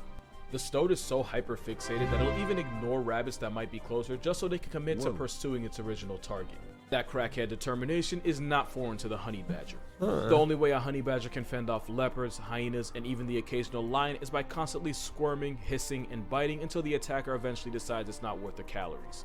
Even if they eventually do go out of commission, you can be sure the honey badger did not go quietly. The badger's stubborn nature is probably best summed up when you see what they do for honey. Honey badgers love breaking into beehives to eat energy-rich honeycombs. Unfortunately, that often means getting a face full of African bees, which are more aggressive and more nasty than their European cousins. But these honey weasels will continue to eat even while being actively swarmed and attacked by bees. And even though they're resistant, they're not 100% immune to bee stings. Honey badgers have been known to keep raiding the same beehive for honey until they eventually get stung to death. But honey badgers don't care, they live life balls first with no fear of consequences. This willpower saw 2 honey badgers step to 6 young lionesses and still manage to survive. At one point, the honey badger found itself in the jaws of death, only to use its loose skin to turn around and bite the lion back. This leopard tried harassing a young baby badger, only to end up cosplaying as a cheetah once mama badger inserted herself into the conversation. Speaking of cheetahs, honey badgers have such a reputation that it's widely believed that cheetah cubs evolved to mimic their coloring to avoid confrontation with predators. A whole predatory cat, and evolution forced them to impersonate an African bush weasel just to get more respect. Hell for cheetahs, but that is like oddly, like kind of close looking. Belt. I say chastity because they don't give a f. With the strength and durability of a wolverine, the intelligence and morale deficit of an otter, the pure coke-fueled willpower of the stoat, the honey badger's the only thing alive that can make a bowl cut intimidating. And that's gonna do it for this video, which was by far one of my most fun to make. Yeah. If you want to support this channel, my Patreon's gonna be in the description. Also, like the video or suffer a honey badger vasectomy. Other than that, drink water, hug your parents, happy holidays, and see you in the next one. Huh. Ba, ba, da, da, da, da.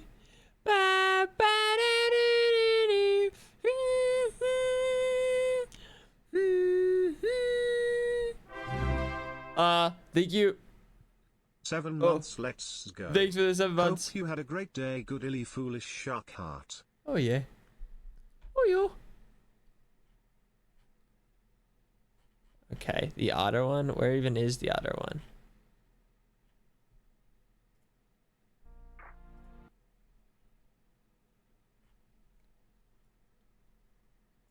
Do, do, do, do.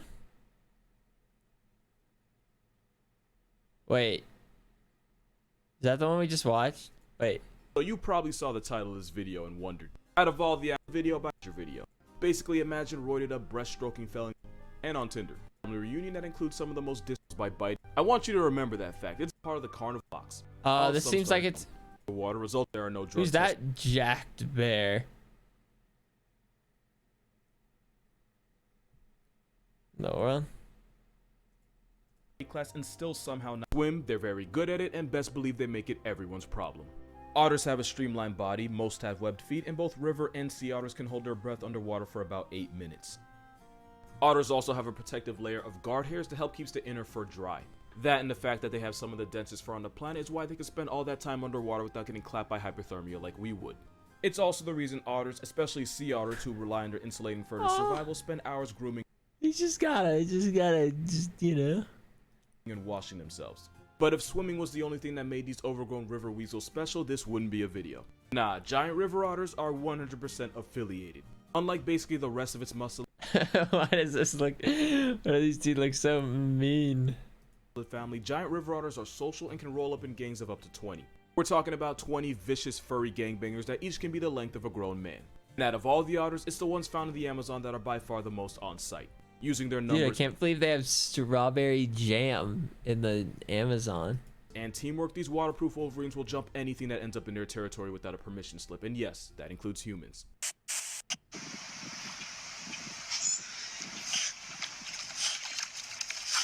Holy shit!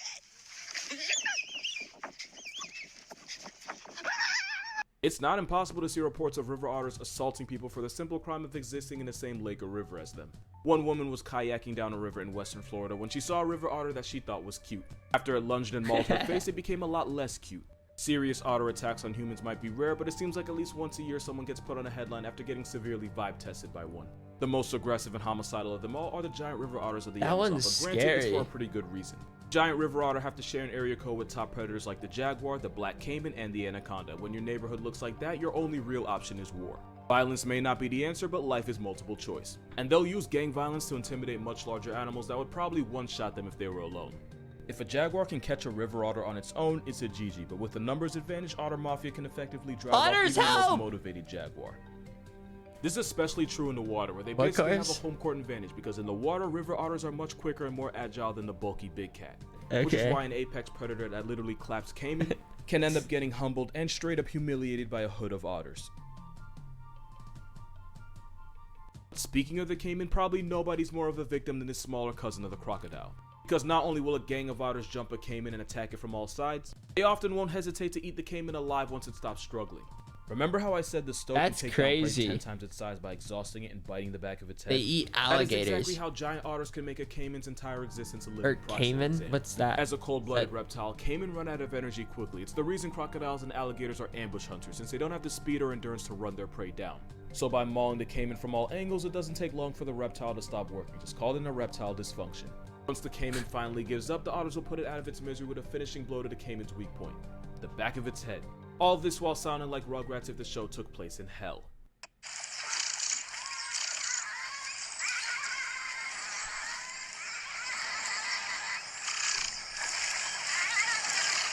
Once the caiman becomes past...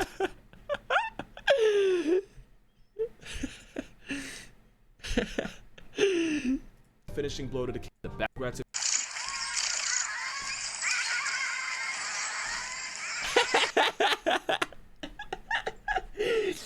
Just trying to picture just like some bloodthirsty otters just like making that noise.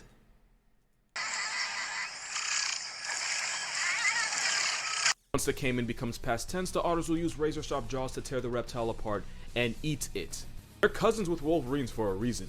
Now, if you feel bad for the caiman, giant otters will usually do this to defend their pups, since the caiman will snatch up any unaccompanied minors if they get the chance. But of course, being black Air Forces with fur, sometimes they'll harass the caiman just for wandering. Dude, it looks like just one of these bad boys could take it out. They're like the same size. To the wrong side of the river wearing the wrong colors. The giant river otter is a lot of things, but they're not prejudiced, which is why the caiman isn't the only body that these psycho weasels will take. You know those snakes that we call anacondas? Giant otters will turn the small ones into a leather handbag. So large. You know those fish that are kind of famous for being able to undress a whole ass cow down to the bone in minutes? Yeah, about that, these prison ferrets turn piranha into fish fillet. Turtles, you'd think they'd be safe, right? You'd think having a shell would protect them from the audacity of this satanic hellspawn. Of course not. Nobody gets a pass. No, this isn't technically a giant river otter, but god damn. And of course, you can take an otter out the hood, but you can't erase the thoughts of homicide coursing through its little otter veins. Really cute fun fact, once at the Bronx Zoo, a monkey messed around and ended up in the living room of a family of Asian small-clawed otters. The otters proceeded to surround the panicking monkey and drown it, all while both the other monkeys and the people at the zoo watched in both shock and horror. Ain't that some shit? At a zoo in the UK, a gang of otters attacked, deleted, and ate a tamarin that fell into their pond. Golden lion tamarins are endangered. When you're talking about a group of animals that are related to a sociopath that literally went viral for giving less shits than Miralax, there are no exceptions. Otters believe in equality, meaning anyone can equally get the smoke.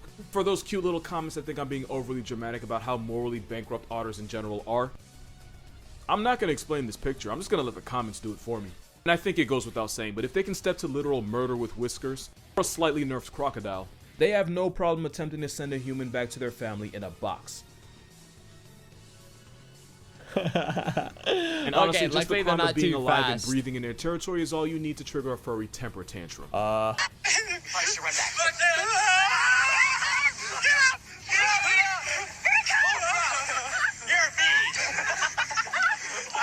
Dude, feels like a horror movie. I'm sure there's some cheesy movie out there, right? Like a Attack on Otters or something. Like there's gotta be like something out there, like where there's just zombie otter things just swarming. There's gotta be.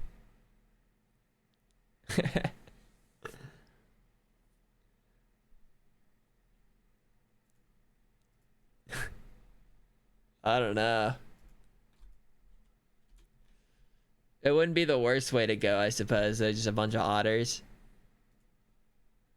Wouldn't be the worst. I like in my head, it doesn't seem too bad. I mean, in the moment, it would probably kind of suck, but look the otter way. It's too late. I already looked. The video wasn't done? Oh, I guess you're right, it wasn't. There's a reason I keep referring to them as a gang. They're basically the Crip Weasels of the Amazon. They have no rules, no church, no morals, and absolutely no fucks to give. Those are the eyes of an animal that is not afraid to go back to hell. You ought to be careful if you are. I'm so sorry. Dude, are those okay? Holy, are those eyes real? Like, just look at that. It's like, those. So sorry. For those of you that want to disregard this entire video because you think they're cute, that's cool. No, seriously, I completely understand. They said the same thing about Ted Bundy. Just like this came in this video has come to an end. I write, record, and edit these videos all by myself. I'm not complaining. I could be doing way worse with my time. But if you'd like to support this content and my channel, send me over $100 of money. Okay. Basically, the Crip Weasel. Man, we got all the strawberry jam. Grand Theft Otter.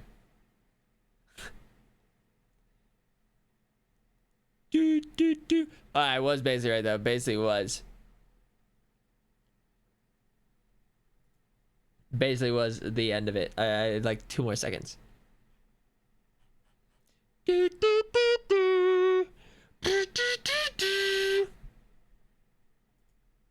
Okay, guys, I'm gonna end here. I knew it was gonna be short, and I'm just gonna end here. Yeah, I know, it might be a little shocking, but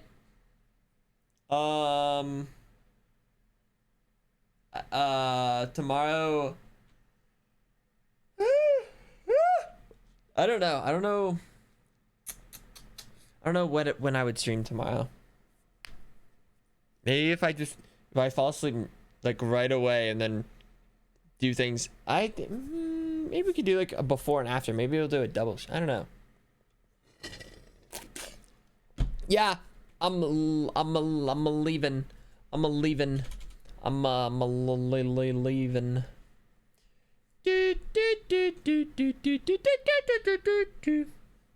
was thinking about like maybe I should do Fortnite. I was like maybe I'll try a little Fortnite, but I was like maybe I don't want to start that process right now. I'm so happy that you came back from the snowy ground. It felt so Good night, streamer man. we weren't in a band, but now we're back together and we're gonna sing about the contestants who think they'll win. Just a little longer. You'll only win if you are in a dream pop band. Yeah. Couldn't stand being Okay, but yeah, thank you guys. 20 sub bits, donos, mods, thank you. You guys have yourself a good rest of your day or night. Like I said, tomorrow kind of play it by ear and I'll figure it out. But there should at least be one stream, whether it's before or after the show. Uh-oh. All right.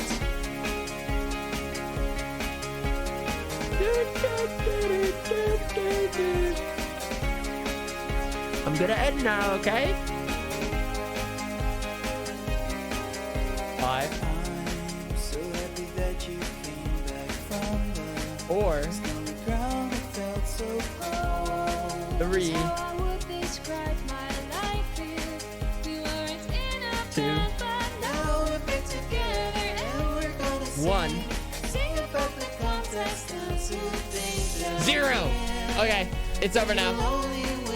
Everyone, take a hike. Get out of here.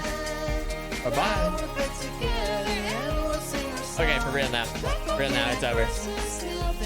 Well, the song's about to end. I'll wait for I'll let the song end.